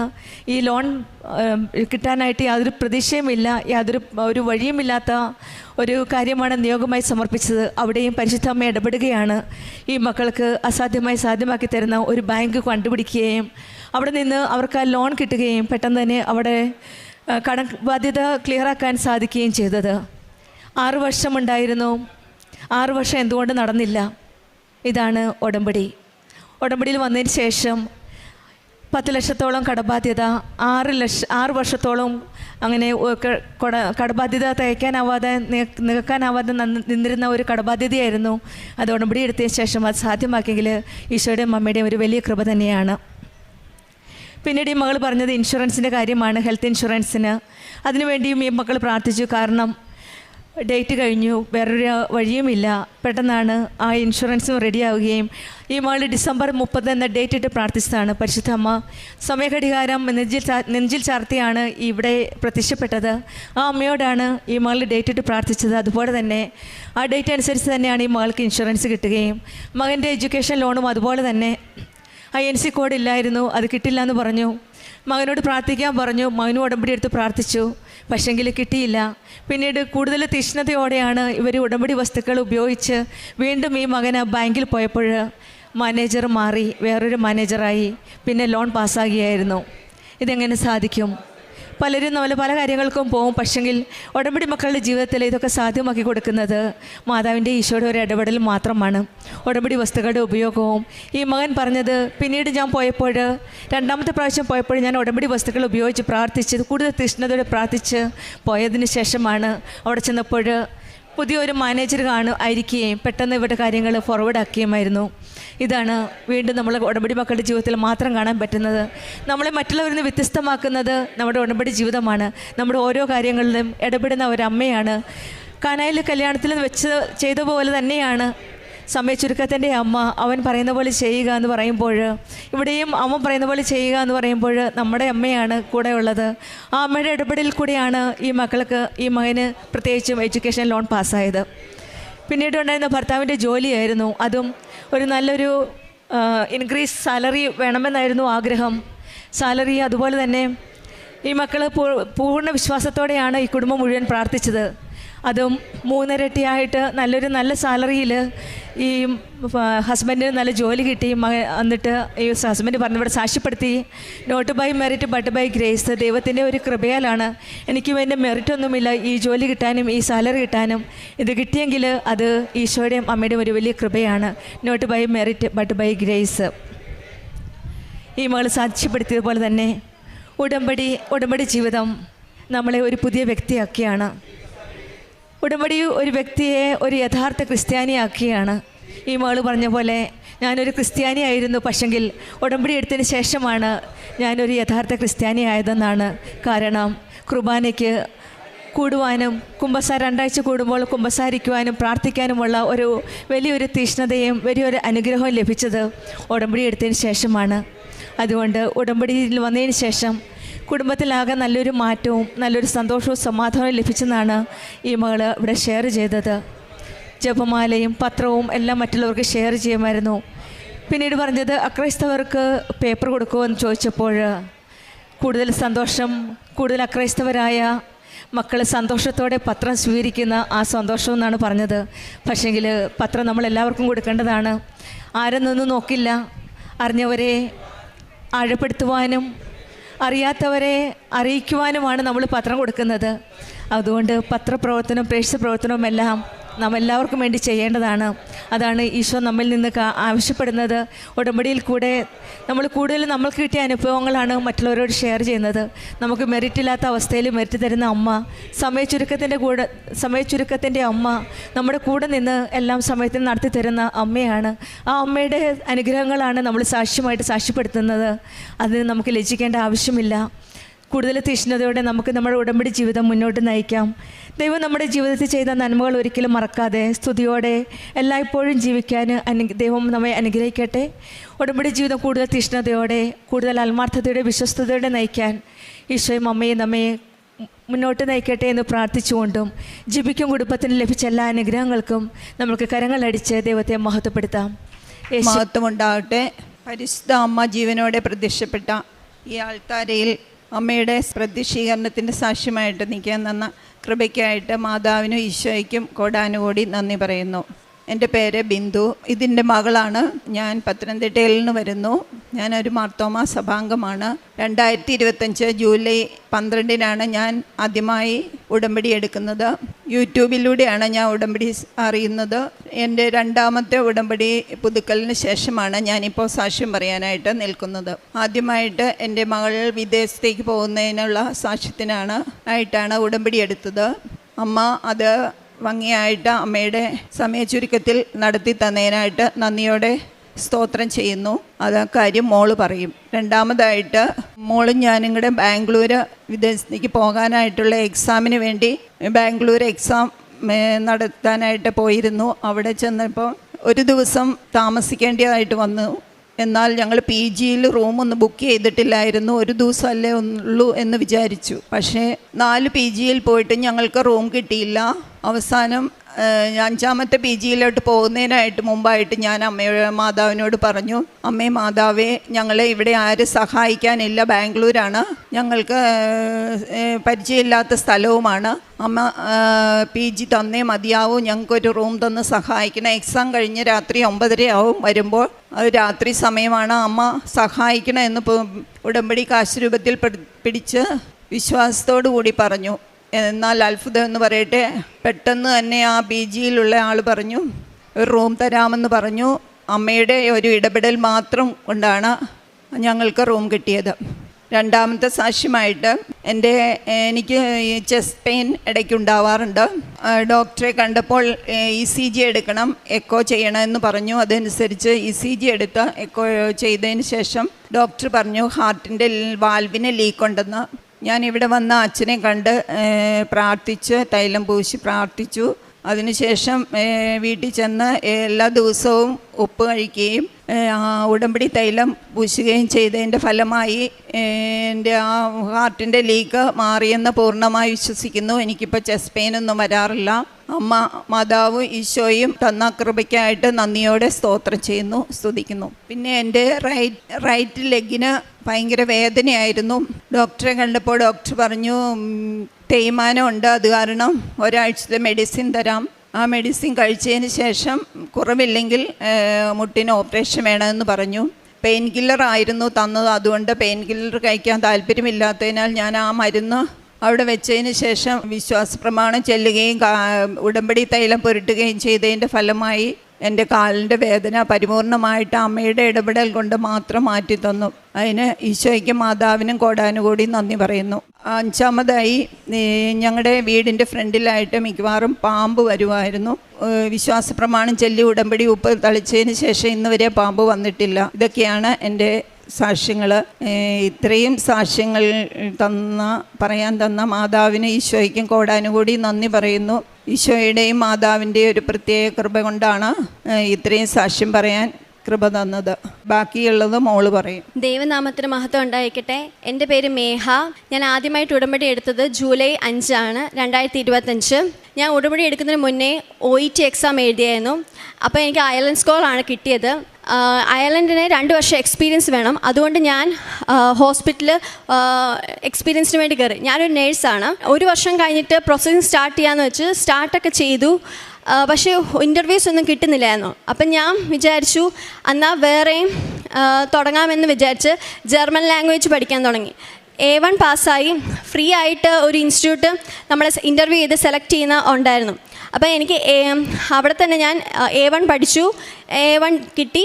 A2 പഠിച്ചു, A2 കിട്ടി. B1 പക്ഷേ അവർക്ക് ആ ഇൻസ്റ്റിറ്റ്യൂട്ട് ഓഫ്ലൈനേ പറ്റത്തുള്ളൂ എന്ന് പറഞ്ഞു. അപ്പം എനിക്ക് ഓൾറെഡി ഞാൻ അയർലൻഡിൻ്റെ പ്രോസസ്സിങ്ങും ഉണ്ട്. അപ്പോൾ എനിക്ക് റിസൈൻ വെച്ച് വരാനും പറ്റത്തില്ല. അതുകൊണ്ട് അത് നിർത്തി. ഞാൻ അയർലൻഡിൻ്റെ പ്രോസസ്സിങ് തന്നെ കണ്ടിന്യൂ ചെയ്ത് 1.5 വർഷമായിട്ടും എനിക്ക് അയർലൻഡിൻ്റെ ഒരു പ്രോസസ്സിങ്ങിലും ഒരു ഇൻ്റർവ്യൂസും കിട്ടാത്തതുകൊണ്ട് ഞാൻ വിചാരിച്ചു എന്നാൽ ഇനിയും വേറെ വല്ലതും നോക്കാം എന്നുള്ള ഇതിൽ ഗൾഫ് രാജ്യം നോക്കാമെന്ന് വിചാരിച്ചു. അങ്ങനെ ഏപ്രിൽ 2025 ഞാൻ ഏജൻസി കാണുകയും അവിടെ ഗൾഫിൽ പോകാനുള്ള പ്രോസസ്സിങ് സ്റ്റാർട്ട് ചെയ്യുകയും ചെയ്തു.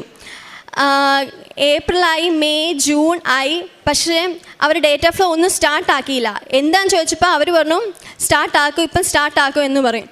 അപ്പം അമ്മ പറഞ്ഞു എന്നാൽ നമുക്ക് കൃപാസനത്തിൽ പോയി പ്രാർത്ഥിക്കാം എന്ന് അമ്മ പറഞ്ഞു. അങ്ങനെ ഞാൻ ജൂലൈ 5 കൃപാസനത്തിൽ വരും പ്രാർത്ഥിക്കാൻ വേണ്ടി മാത്രം വന്നതാണ്. പക്ഷേ അമ്മ ഉടമ്പടി എടുത്തിട്ടാണ് എന്നെ വിട്ടത്.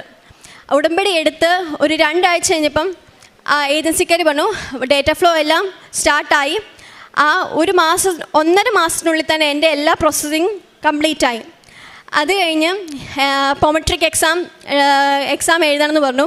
അപ്പോൾ പൊമെട്രിക് എക്സാം എഴുതാൻ വേണ്ടി ഞാൻ അച്ഛനെ കാണാൻ, അച്ഛൻ്റെ ബ്ലെസ്സിങ് കിട്ടാൻ വേണ്ടി ഞാൻ ഇവിടെ കൃപാസനത്തിൽ വരികയും അച്ഛൻ്റെ ബ്ലെസ്സിങ് കിട്ടുകയും അതോടൊപ്പം തന്നെ അച്ഛൻ ഒരു കശുരൂപ തരികയും ചെയ്യും. ഞാൻ അത് എപ്പോഴും ഇടുകയും ചെയ്യുന്നുണ്ട്. അപ്പം അത് വെച്ചാണ് ഞാൻ എന്നിട്ട് ബാംഗ്ലൂരിൽ പോയി എക്സാം എഴുതിയത്. പൊമെട്രിക് എക്സാമിന് ആദ്യം ഞാൻ ക്രാഷ് കോഴ്സ് മാത്രമേ പഠിക്കാൻ പോയുള്ളൂ. ഞാൻ ഈ എക്സാം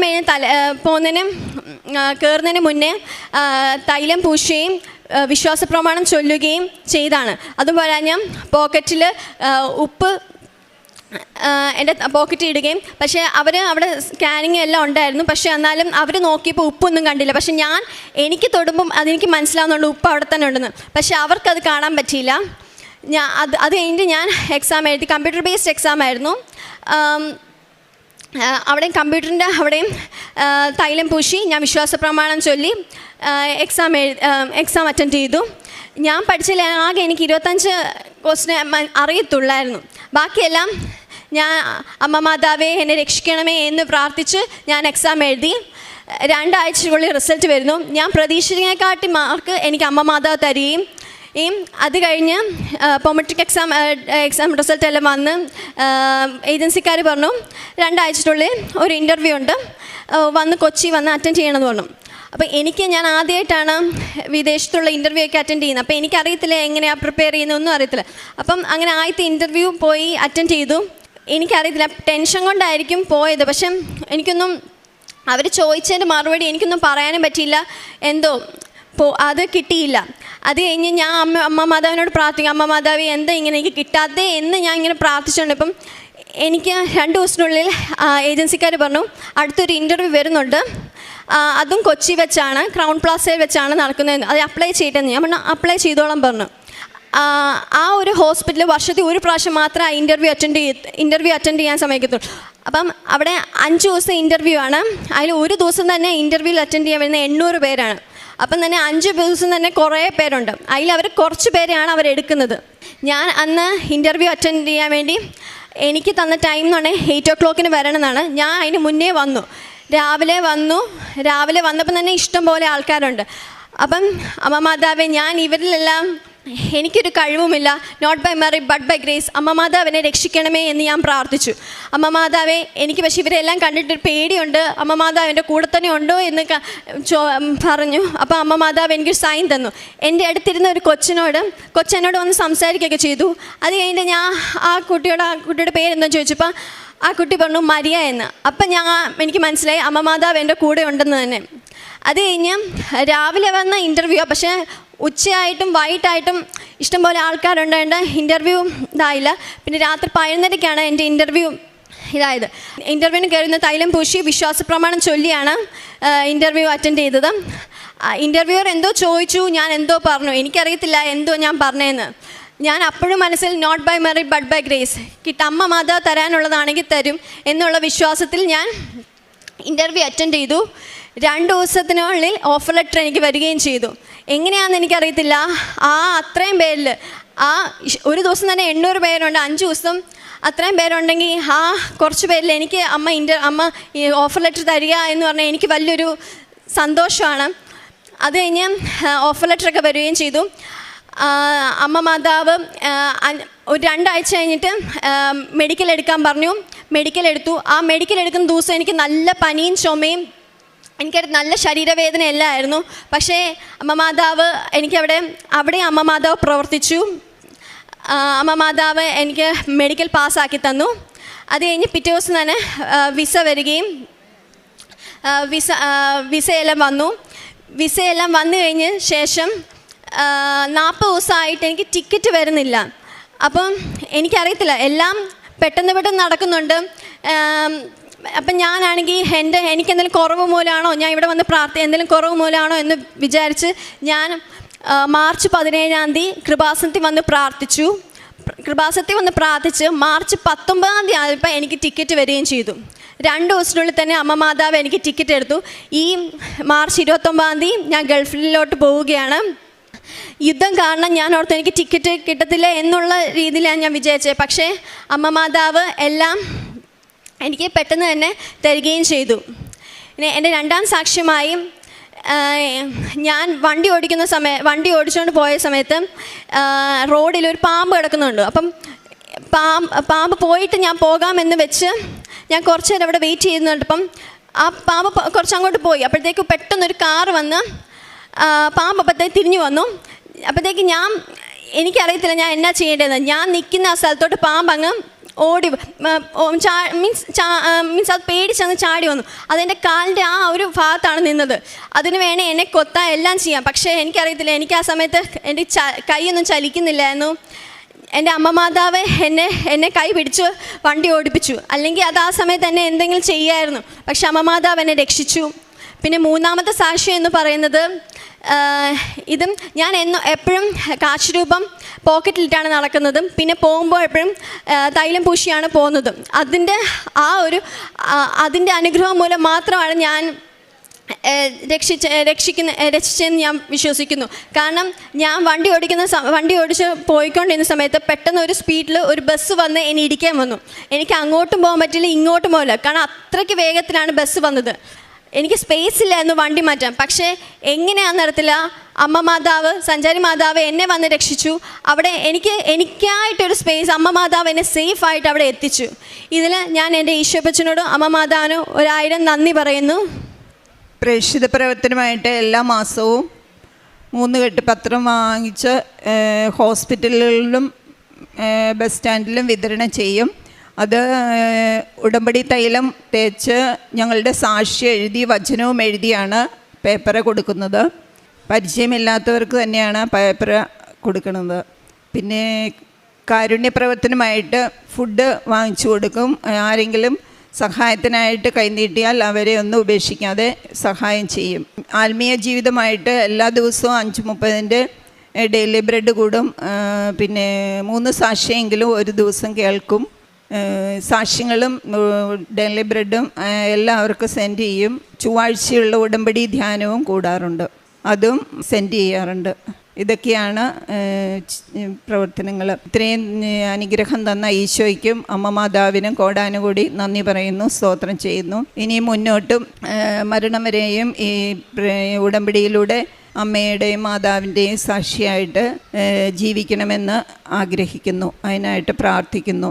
ഇവിടുത്തെ പ്രവർത്തിക്കുന്ന ഇവിടെ കൃപാസനത്തിൽ പ്രവർത്തിക്കുന്ന എല്ലാവർക്കും വേണ്ടി പ്രത്യേകിച്ച് ജോസഫച്ചനും ആരോഗ്യവും ആയുസ്സും കൊടുക്കട്ടെ എന്ന് പ്രാർത്ഥിക്കുകയും ചെയ്യുന്നു. എല്ലാത്തിനും ഈശോയ്ക്കും മാതാവിനും നന്ദി പറഞ്ഞുകൊണ്ട് അവസാനിപ്പിക്കുന്നു.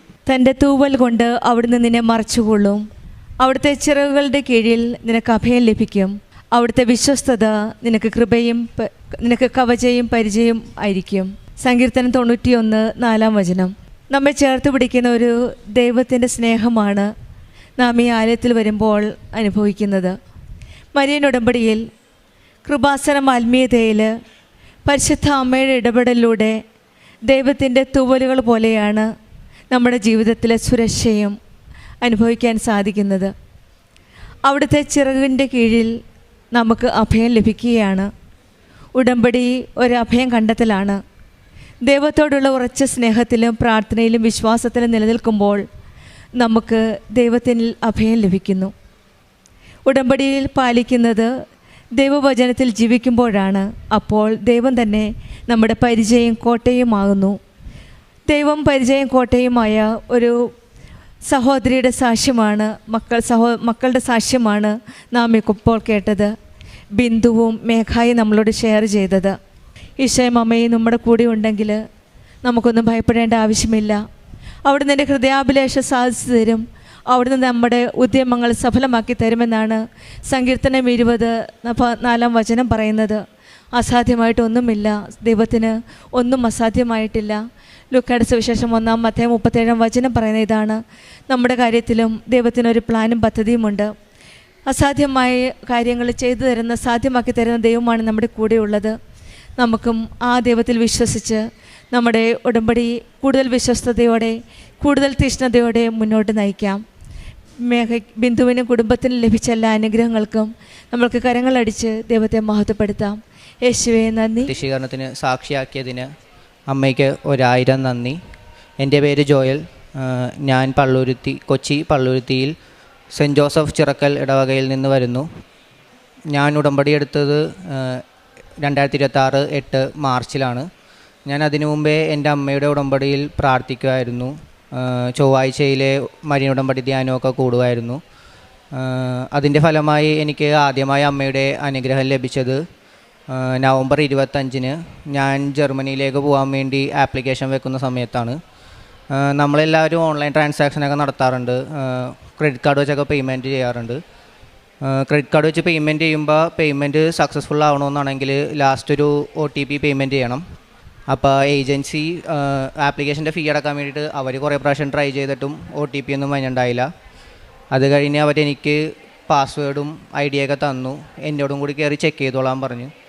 ഞാനും വീട്ടിൽ നിന്ന് കുറേ പ്രാവശ്യം ചെയ്തു, പക്ഷേ വർക്കൊന്നും ആയില്ല. അതിനുശേഷം അമ്മ എൻ്റെ കയ്യിൽ അമ്മയുടെ കാശ് രൂപം തന്നിട്ട് പറഞ്ഞ് ചേച്ചിയുടെ അടുത്ത് കൂടെ പോയിരുന്ന് പ്രാർത്ഥിച്ചിട്ട് ചെയ്തു നോക്കാൻ പറഞ്ഞു. ഞാൻ 2 വട്ടം ചെയ്തു നോക്കി, എന്നിട്ടും OTP ഒന്നും വന്നില്ല. അത് കഴിഞ്ഞ് ഞാൻ അമ്മയോട് കൈ മുറുക്കി പിടിച്ചിട്ട് പറഞ്ഞ്, അമ്മ ഇതിനി വന്നില്ലെന്നാണെങ്കിൽ എനിക്കിനി ഇപ്പോൾ ഈ യൂണിവേഴ്സിറ്റിയിൽ അപ്ലൈ ചെയ്യണമെന്നില്ലെന്ന് പറഞ്ഞു.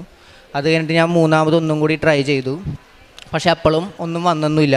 അത് കഴിഞ്ഞ് ഞാൻ മതിയായി ആ പേജ് ബാക്ക് അടിച്ചു കഴിഞ്ഞപ്പോഴേക്കും പിന്നെയും പേയ്മെൻറ്റ് ചെയ്യാനുള്ള പേജിലോട്ടാണ് വന്നത്. അത് കഴിഞ്ഞ് പെട്ടെന്ന് ആ പേജ് റീലോഡായി. യുവർ പേയ്മെൻറ്റ് ഈസ് സക്സസ്ഫുൾ എന്ന് പറഞ്ഞ് വന്നു. OTP ഒന്നും ഞാൻ അതിൽ എൻ്റർ ചെയ്യുക ഒന്നും ചെയ്തില്ല, പക്ഷേ പേയ്മെൻറ്റ് സക്സസ്ഫുള്ളായി. അതാണ് എനിക്ക് ആദ്യമായിട്ട് അമ്മയിൽ നിന്ന് ലഭിച്ച അനുഗ്രഹം. അത് കഴിഞ്ഞ് തുടർച്ചയായി എൻ്റെ ഈ ജർമ്മനിലേക്ക് പോകാനുള്ള എല്ലാ ആവശ്യങ്ങളും ചൊവ്വാഴ്ചകളിലാണ് എനിക്ക് സാധിച്ചു കിട്ടിയത്. പ്രധാനമായും ലോൺ ആപ്ലിക്കേഷനും അങ്ങനെയുള്ള കാര്യങ്ങളെല്ലാം എനിക്ക് ചൊവ്വാഴ്ചയാണ് കിട്ടിയത്. ഇതിൽ എൻ്റെ ലോണിലുണ്ടായ എല്ലാ ബ്ലോക്ക്ഡ് അക്കൗണ്ട് എമൗണ്ടും അതേപോലെ യൂണിവേഴ്സിറ്റി പേയ്മെൻറ്റൊക്കെ ചെയ്ത് കഴിഞ്ഞ് ബാക്കി കുറച്ച് തുക ഏജൻസി ഫീ ഒക്കെ അടക്കാനായിട്ട് ഞങ്ങൾ ലോൺ എടുത്ത് വെച്ചിട്ടുണ്ടായിരുന്നു. പക്ഷേ ആ എമൗണ്ട് നമുക്ക് എടുക്കാനായിട്ട് അധികാരമൊന്നും ഉണ്ടായില്ല. ലോൺ ആരാണോ പ്രൊവൈഡ് ചെയ്തത് അവർക്ക് മാത്രമേ ആ എമൗണ്ടിൽ അധികാരമൊക്കെ ഉണ്ടായുള്ളൂ. സോ നമുക്കതിലോട്ട് ആക്സസ് ചെയ്യാൻ പറ്റില്ലായിരുന്നു.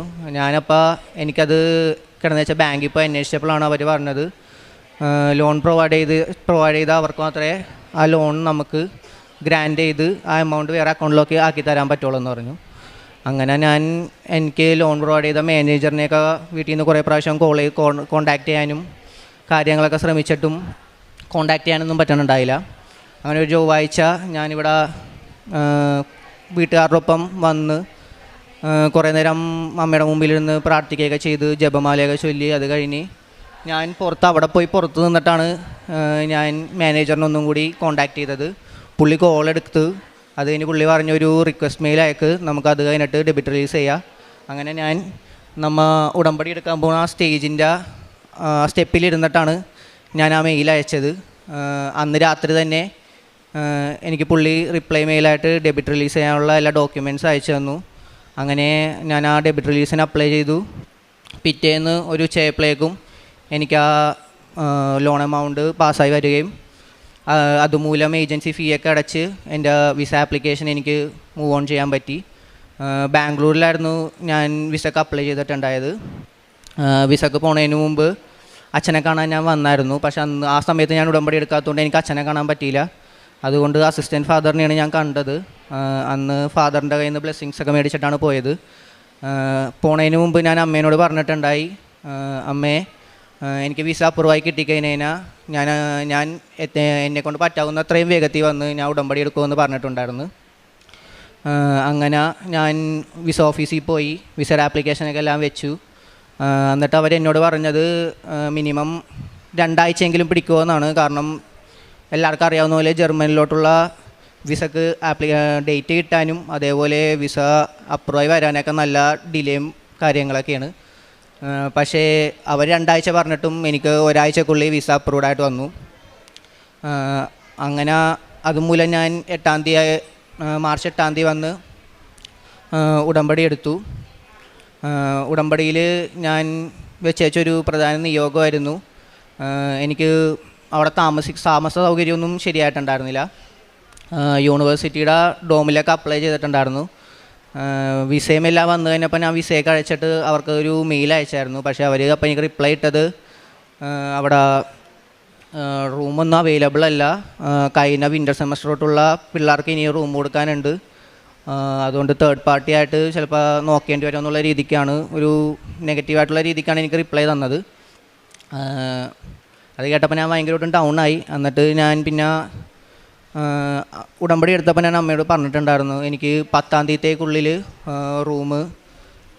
ഒരു റൂം എങ്ങനെയെങ്കിലുമൊക്കെ അമ്മ സംഘടിപ്പിച്ച് തരുമെന്ന് ഞാൻ പറഞ്ഞിട്ടുണ്ടായിരുന്നു.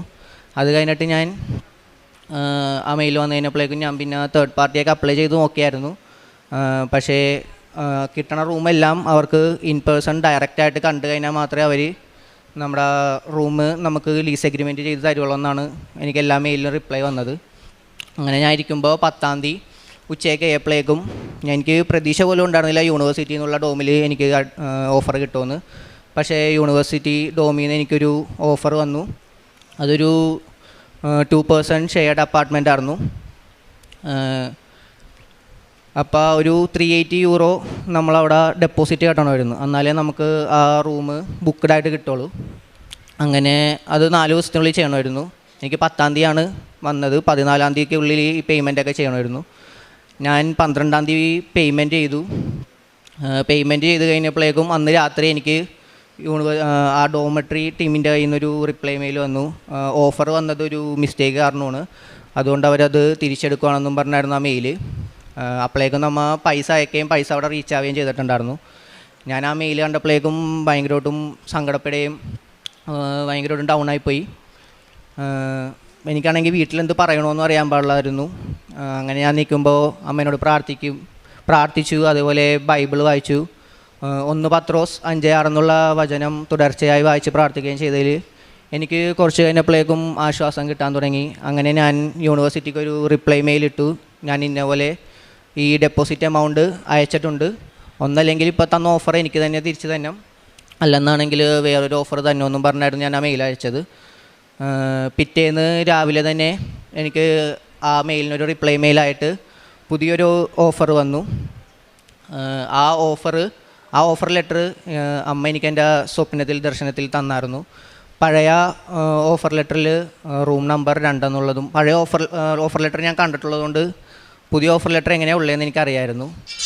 പഴയതിൽ റൂം നമ്പർ 2ഉം അഡ്രസ്സ് വെറ്റർ സ്ട്രീറ്റ് 54 ആയിരുന്നു.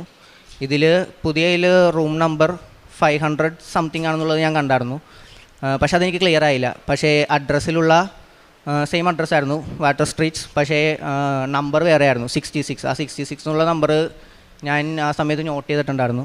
പക്ഷേ ഞാൻ സ്വപ്നത്തിൽ എണീറ്റതിന് രാവിലെ അതൊന്നും എനിക്ക് ഓർമ്മയുണ്ടായില്ല. പക്ഷേ ഈ പുതിയ എഗ്രിമെൻറ്റ് വന്നു. ഞാൻ ആ മെയിൽ ഓപ്പൺ ചെയ്തു, എഗ്രിമെൻ്റ് എടുത്ത് നോക്കിയപ്പോഴേക്കും സെയിം അതേ അഡ്രസ്സായിരുന്നു അതിനകത്ത് കിടന്നു വെച്ചത്. അമ്മ എനിക്കായിട്ട് കൊണ്ടുവന്ന ഒരു റൂമായിരുന്നത്. അതും ആദ്യം ലഭിച്ചതിനേലും വളരെ നല്ല റൂമും ഒറ്റക്കുള്ളൊരു റൂമുമായിരുന്നു. എല്ലാ സൗകര്യങ്ങളും എനിക്ക് ഒറ്റക്കായിരുന്നു അതിനകത്ത്. പിന്നെ ഞാൻ മാർച്ച് 30-ന് ജർമ്മനിയിലേക്ക് പോവുകയാണ്.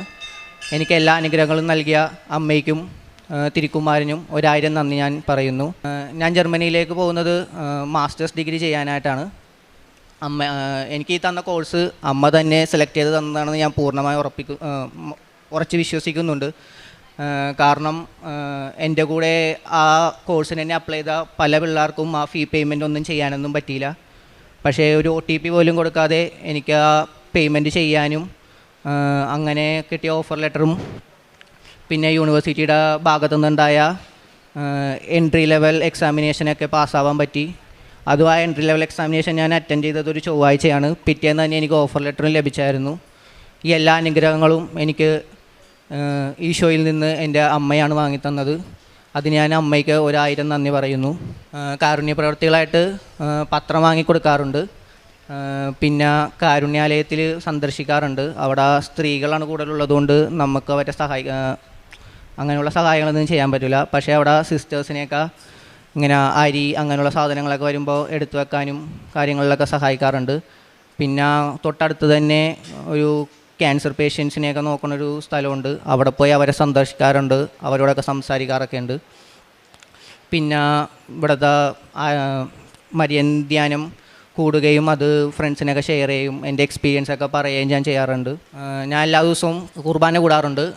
പിന്നെ ഉടമ്പടി എടുക്കുന്നതിന് മുമ്പ് എല്ലാ മാസത്തിലും ഒരിക്കലും ഞാൻ കുമ്പസാരിക്കുമായിരുന്നു. ഇപ്പോൾ ഉടമ്പടി എടുത്തതിന് ശേഷം ഞാൻ 2 ആഴ്ച കൂടുമ്പോൾ കുമ്പസാരിക്കുന്നുണ്ട്. പിന്നെ എല്ലാ ദിവസവും ബൈബിൾ വായിക്കാറുണ്ട്. പിന്നെ കൊന്ത് ചൊല്ലിക്കഴിഞ്ഞിട്ടാണ് ഞാൻ എപ്പോഴും രാത്രി കിടന്നുറങ്ങുന്നത്. അത് എത്ര വൈകിയാലും കൊന്ത് ചൊല്ലി കഴിഞ്ഞതിന് ശേഷം മാത്രമേ ഞാൻ ഉറങ്ങാറുള്ളൂ. എൻ്റെ ഈശോയ്ക്കും എൻ്റെ അമ്മയ്ക്കും 1000 നന്ദി പറയുന്നു ഞാൻ. ഈശോയും അമ്മയും കൂടി ഞങ്ങളുടെ കുടുംബത്തിന് നൽകിയ എല്ലാ അനുഗ്രഹങ്ങൾക്കും 1000 നന്ദി പറയും. എത്ര നന്ദി പറഞ്ഞാലും മതിയാത്ത വിധം ഒത്തിരി അനുഗ്രഹങ്ങൾ ഞങ്ങൾക്ക് തന്നിട്ടുണ്ട്. അതിനെയോർത്ത് ഈശോയ്ക്കും അമ്മയ്ക്കും 1000 നന്ദി പറയുന്നു. അങ്ങ് ഞങ്ങളോടൊത്ത് യാത്ര ചെയ്യുമെങ്കിൽ ഞാനും അങ്ങയുടെ ജനവും ഭൂമുഖത്തുള്ള എല്ലാ ജനതകളിൽ നിന്നും വ്യത്യസ്തമായിരിക്കും. പുറപ്പാടിൻ്റെ പുസ്തകത്തിൽ 33-ാം അധ്യായം 16-ാം വചനമാണ്. ഇസ്രായേൽ ജനത്തെ വാഗ്ദത്ത ഭൂമിയിലേക്ക് നയിച്ചപ്പോൾ ദൈവം അവരുടെ കൂടെ ഉണ്ടായിരുന്നു. മോശ മനസ്സിലാക്കിയ ഏറ്റവും വലിയ സത്യം ഇതാണ്: ദൈവ സാന്നിധ്യമില്ലാത്ത യാത്ര വിജയകരമല്ല എന്നാണ്. വാഗ്ദത്ത ദേശം, വിജയം, അനുഗ്രഹം, ജോലി, വിദ്യാഭ്യാസം ഇവയേക്കാളൊക്കെ വിലപ്പെട്ടത് ദൈവം കൂടെ ഉണ്ടായിരിക്കുന്നതാണ്. മോശ പറഞ്ഞത്, കർത്താവെ, നീ കൂടെ ഉണ്ടെങ്കിൽ മാത്രമേ ഞങ്ങൾ മറ്റ് ജനതകളിൽ നിന്ന് വ്യത്യസ്തമാവൂ എന്നാണ്. നമ്മൾ പല കാര്യങ്ങൾക്കായിട്ടാണ് പരിശുദ്ധമ്മ ജീവനോടെ പ്രത്യക്ഷപ്പെട്ട ഈ ആലയത്തിൽ വന്ന് പ്രാർത്ഥിക്കുന്നത്. ജോലി ലഭിക്കാനും വിദേശത്ത് പോകാനുള്ള അവസരത്തിനായും വീട് വയ്ക്കാനും അങ്ങനെ പല അനുഗ്രഹങ്ങൾക്ക് വേണ്ടിയിട്ടാണ് നമ്മളിവിടെ വന്ന് പ്രാർത്ഥിക്കുന്നത്.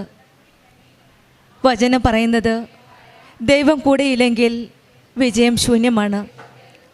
ദൈവം കൂടെയുണ്ടെങ്കിൽ ഏത് പ്രാർത്ഥനയ്ക്കും ഫലമുണ്ട്. ഏത് പ്രതിസന്ധിയും തരണം ചെയ്യാനുള്ള ധൈര്യം നമുക്ക് ലഭിക്കും. പരിശുദ്ധ അമ്മ, കൃപാസന അമ്മയുടെ മധ്യസ്ഥതയിൽ ദൈവസാന്നിധ്യം ജീവിതത്തിൽ അനുഭവിക്കാൻ പ്രാർത്ഥിക്കാം. നമ്മുടെ ജീവിതത്തിലും മോശയെപ്പോലെ ദൈവസാന്നിധ്യം മനസ്സിലാക്കി ആ ദൈവസാന്നിധ്യത്തിൽ ജീവിക്കുവാനായിട്ട് കൃപ ലഭിക്കട്ടെ എന്ന് പ്രാർത്ഥിക്കാം. ഈ മകൻ ജോയൽ നമ്മളോട് ഷെയർ ചെയ്തത്, ആദ്യം ഉടമ്പടി എടുക്കാതിരുന്ന ദിവസങ്ങളിൽ സ്വന്തം അമ്മയാണ് ആദ്യം ഉടമ്പടി എടുത്തത്. ആ ഉടമ്പടിയിൽ ചേർന്ന് നിന്ന്, അമ്മയോട് ചേർന്ന് നിന്ന് ഉടമ്പടിയിലെ നിബന്ധനകളനുസരിച്ച് ജീവിക്കുമായിരുന്നു എന്നാണ്. പിന്നീടാണ് സ്വന്തം അനുഭവത്തിലൂടെ ഈ മകൻ തന്നെ വന്ന് ഉടമ്പടി എടുക്കുകയും പിന്നീട് മകൻ്റെ ഓരോ കാര്യങ്ങളും മകൻ തന്നെ നിയോഗം സമർപ്പിച്ച് പ്രാർത്ഥിക്കുകയുമാണ് ചെയ്തത്. നമ്മുടെ ജീവിതത്തിലും എന്ത് പ്രശ്നമുണ്ടായാലും ബുദ്ധിമുട്ടുണ്ടായാലും ഉടമ്പടി മക്കൾക്ക് ഒരിക്കലും ഭയപ്പെടേണ്ട കാര്യമില്ല. ഉടമ്പടിയിൽ വിശ്വാസത്തോടെ പ്രാർത്ഥിക്കാം. ഈ മകൻ പ്രാർത്ഥിച്ചതുപോലെ ഓരോ വചനത്തിൽ കൂടെ ദൈവം നമ്മളോട് സംസാരിക്കുന്നു. ഓരോ സ്വപ്നത്തിൽ കൂടെ പോലും ദൈവത്തിൻ്റെ സാന്നിധ്യം നമുക്ക് മനസ്സിലാക്കാൻ സാധിക്കുന്നു. നമ്മുടെ ജീവിതത്തിലും ഈശോയുടെ അമ്മയുടെ സാന്നിധ്യം മനസ്സിലാക്കി ഉടമ്പടി ജീവിതം കൂടുതൽ വിശ്വാസധാരയിൽ നിൽക്കാൻ അമ്മയുടെ പ്രത്യക്ഷീകരണത്തിൻ്റെ സ്ഥിരസാക്ഷിയാക്കി മാറ്റിയ പരിസ്ഥിതി അമ്മയ്ക്കും ഈശോയ്ക്കും കോടാനുകോടി നന്ദി പറയുന്നു. എൻ്റെ പേര് സോബി. ഞാൻ ആലപ്പുഴ ജില്ലയിൽ നിന്ന് വരുന്നു. എൻ്റെ ഇടവക സെൻറ്റ് ജോസഫ് ചർച്ച് ചേന്നങ്കരിയാണ്. ഞാൻ ഉടമ്പടി എടുത്തത് ജനുവരി 14, 2023 അതിനുശേഷം ഫസ്റ്റ് ഉടമ്പടി കഴിഞ്ഞ് ഞാൻ അമ്മയുടെ സന്നിധി ആൾത്താരയിൽ ഒരു സാക്ഷ്യം പറഞ്ഞിരുന്നു. അത് കഴിഞ്ഞ് പരിശുദ്ധ അമ്മയും ഈശോയും എനിക്കെൻ്റെ ജീവിതത്തിലേക്കുള്ള വഴികൾ തുറന്നു തന്നു. ഞാനൊരു നേഴ്സാണ്. എനിക്ക് ഒത്തിരി ആഗ്രഹങ്ങളൊന്നും ഇല്ലായിരുന്നു. എന്നാലും ദൈവവും ഈശോയെ അത് മനസ്സിലാക്കി എനിക്കത് എൻ്റെ വഴികൾ തുറന്നു തന്നു. ഞാൻ ഫസ്റ്റ് ഫേസ്ബുക്കിലൊരു ലിങ്ക് കണ്ട്, ജർമ്മൻ കോഴ്സിൻ്റെ ഒരു ലിങ്ക് കണ്ട് ജസ്റ്റ് ജോയിൻ ആവുമെന്നൊന്ന് ക്ലിക്ക് ചെയ്തു. അവർ എന്നെ അവിടുന്ന് കോണ്ടാക്റ്റ് ചെയ്തു. എനിക്ക് ഭയങ്കര ഭയമായിരുന്നു ഒരാളെ ഫേസ് ചെയ്ത് എക്സാമൊക്കെ അറ്റൻഡ് ചെയ്യുക എന്നുള്ളതൊക്കെ. അത് കാരണം ആണ് OET അങ്ങനെയുള്ള കാര്യങ്ങളൊന്നും അറ്റൻഡ് ചെയ്യാതിരുന്നത്. പക്ഷേ എനിക്ക് അമ്മയുടെ അടുത്ത് വന്ന് ഉടമ്പടി എടുത്തതിന് ശേഷം അമ്മ എനിക്ക് എന്തോ ഒരു ധൈര്യം തന്നതുപോലായിരുന്നു. അങ്ങനെ എനിക്ക് എൻ്റെ വഴി അമ്മ ഓപ്പൺ ആക്കി തന്നു. ഞാൻ ക്ലാസ്സുകൾ അറ്റൻഡ് ചെയ്യാൻ തുടങ്ങി. A1 ഒക്കെ അറ്റൻഡ് ചെയ്ത സമയത്ത് എനിക്കിത് മുന്നോട്ട് കൊണ്ടുപോകാൻ പറ്റുമോ എന്നറിയില്ല. അങ്ങനെ ഒരു ഭയങ്കര വിഷമത്തിലൊക്കെ ആയിരുന്നു. എന്നാലും എൻ്റെ ഫ്രണ്ട്സ്, എനിക്ക് ഒരു നല്ലൊരു ഫ്രണ്ട് ഉണ്ടായിരുന്നു. അവളെന്നെ എപ്പോഴും, അവൾ എനിക്ക് മാതാവായിട്ട് തന്നതാണെന്ന് ഞാൻ ഉറച്ചു വിശ്വസിക്കുന്നു. അവളെന്നെ എപ്പോഴും ഞാൻ പുറകോട്ട് പോകുമ്പോഴും അവൾ എന്തോട് പറയും, അല്ല ഇത് നമുക്കിത്ര ഏജ് ലിമിറ്റായി, ഇതെൻ്റെ ലാസ്റ്റ് വഴിയാണ്, ഇത് നീ മുന്നോട്ട് കൊണ്ടുപോയേ പറ്റുള്ളൂ എന്നിങ്ങനെ എപ്പോഴും എന്നോട് പറഞ്ഞ് ഒരു വിധത്തിലൊക്കെ A1 ക്ലാസ് ഞാൻ അറ്റൻഡ് ചെയ്തു. എക്സാം അറ്റൻഡ് ചെയ്തു, പാസ്സായി. അത് കഴിഞ്ഞ് അത് ഇൻസ്റ്റിറ്റ്യൂട്ടിൻ്റെ എക്സാം തന്നെയായിരുന്നു. A2ലേക്ക് കയറി. ക്ലാസ്സുകളൊക്കെ വീട്ടിൽ ഞാനും എൻ്റെ പിള്ളേരും മാത്രമേ ഉള്ളൂ. ഹസ്ബൻഡ് പുറത്തായിരുന്നു. അതുകൊണ്ട് ക്ലാസ്സൊക്കെ എനിക്ക് നന്നായിട്ട് അറ്റൻഡ് ചെയ്യാൻ ഓൺലൈനായിട്ടാണ് കൂടിയത്. എന്നാലും അതിലേക്ക് കൂടുതൽ എഫോർട്ട് ഇടാനൊന്നും എനിക്ക് പറ്റുന്നില്ലായിരുന്നു.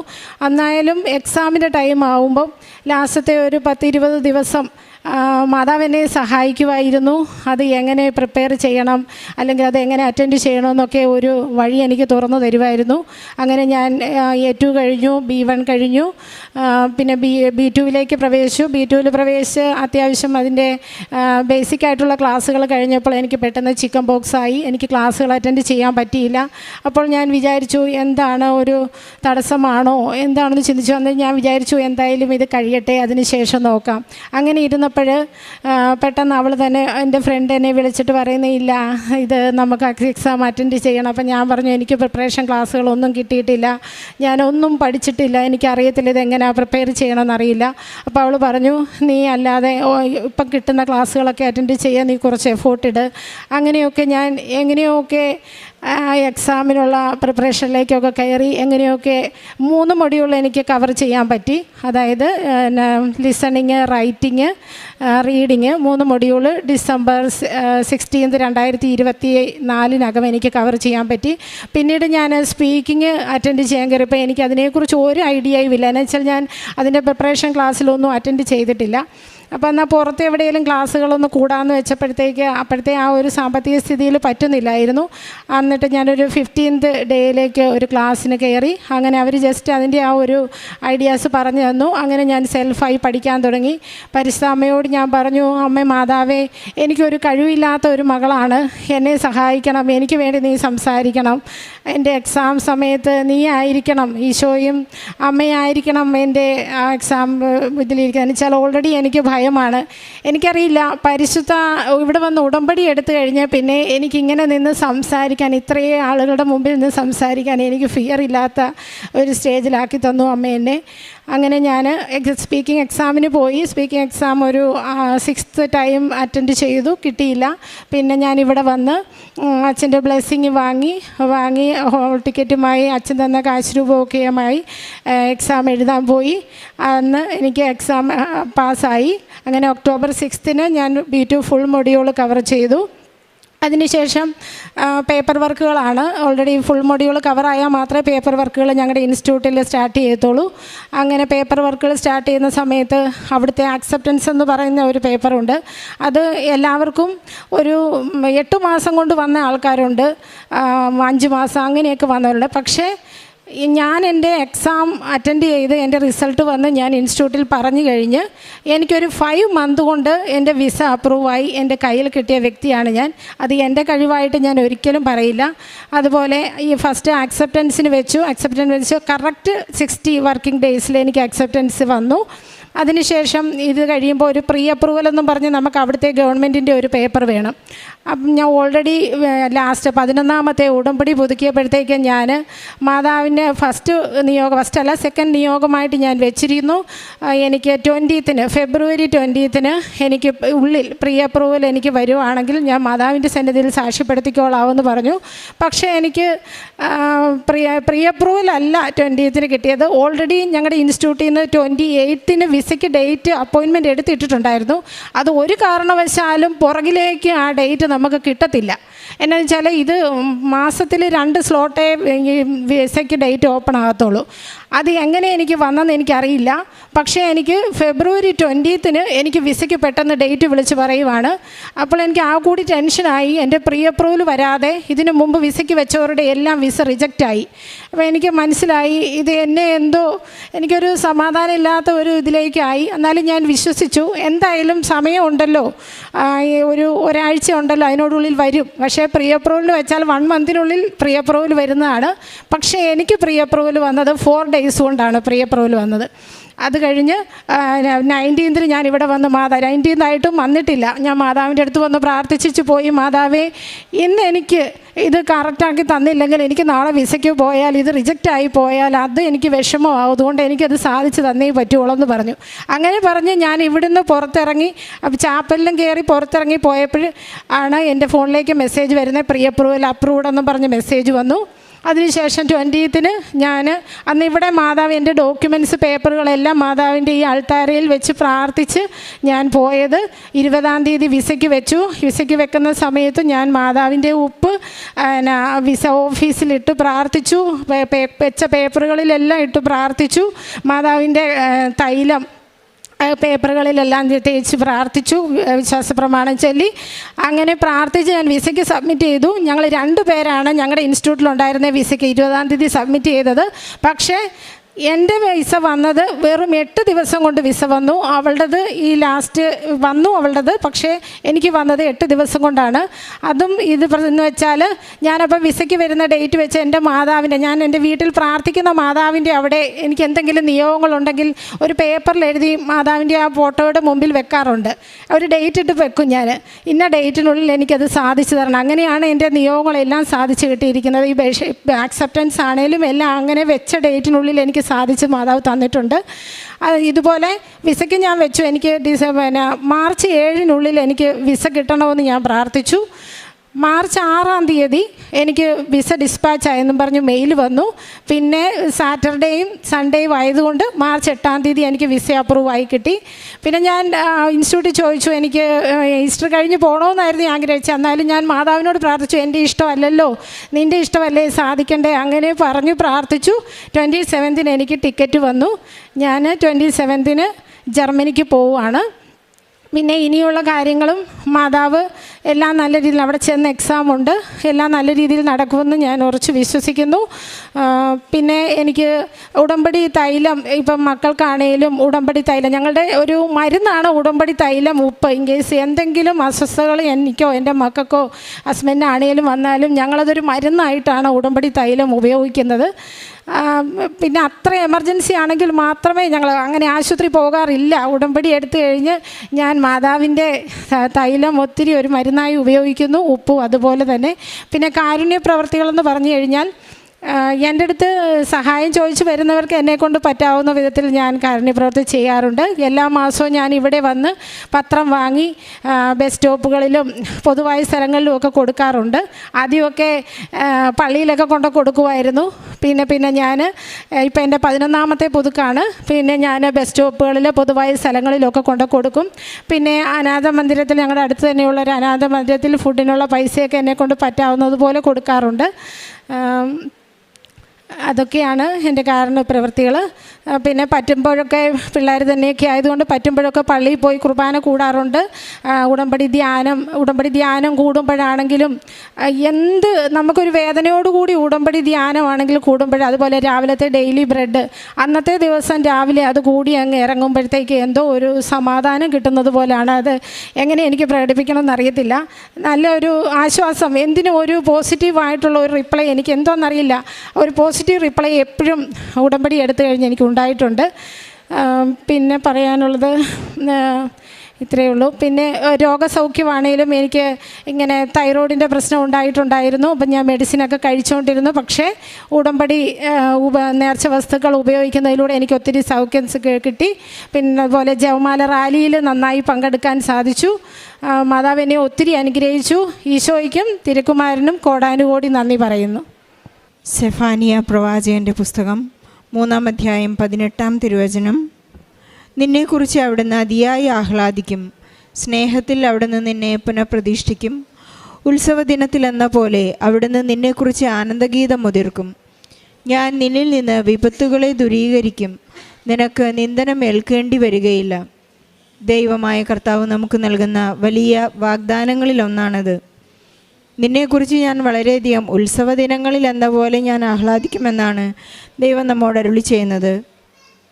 സോബി എബ്രാഹാം എന്ന ഈ മകൾ ഇവിടെ വന്ന് ഉടമ്പടിയെടുത്ത് പ്രാർത്ഥിച്ചു തുടങ്ങിയപ്പോൾ തൻ്റെ കഴിവിലൊന്നും എനിക്ക് ആശ്രയിക്കാനായി ഒന്നുമില്ല, ഞാൻ ജർമ്മൻ പഠിക്കാൻ തുടങ്ങുകയാണ്, പക്ഷേ എൻ്റെ പഠനം പൂർത്തീകരിക്കാൻ സാധിക്കുമോ എന്ന് എനിക്കറിയില്ല.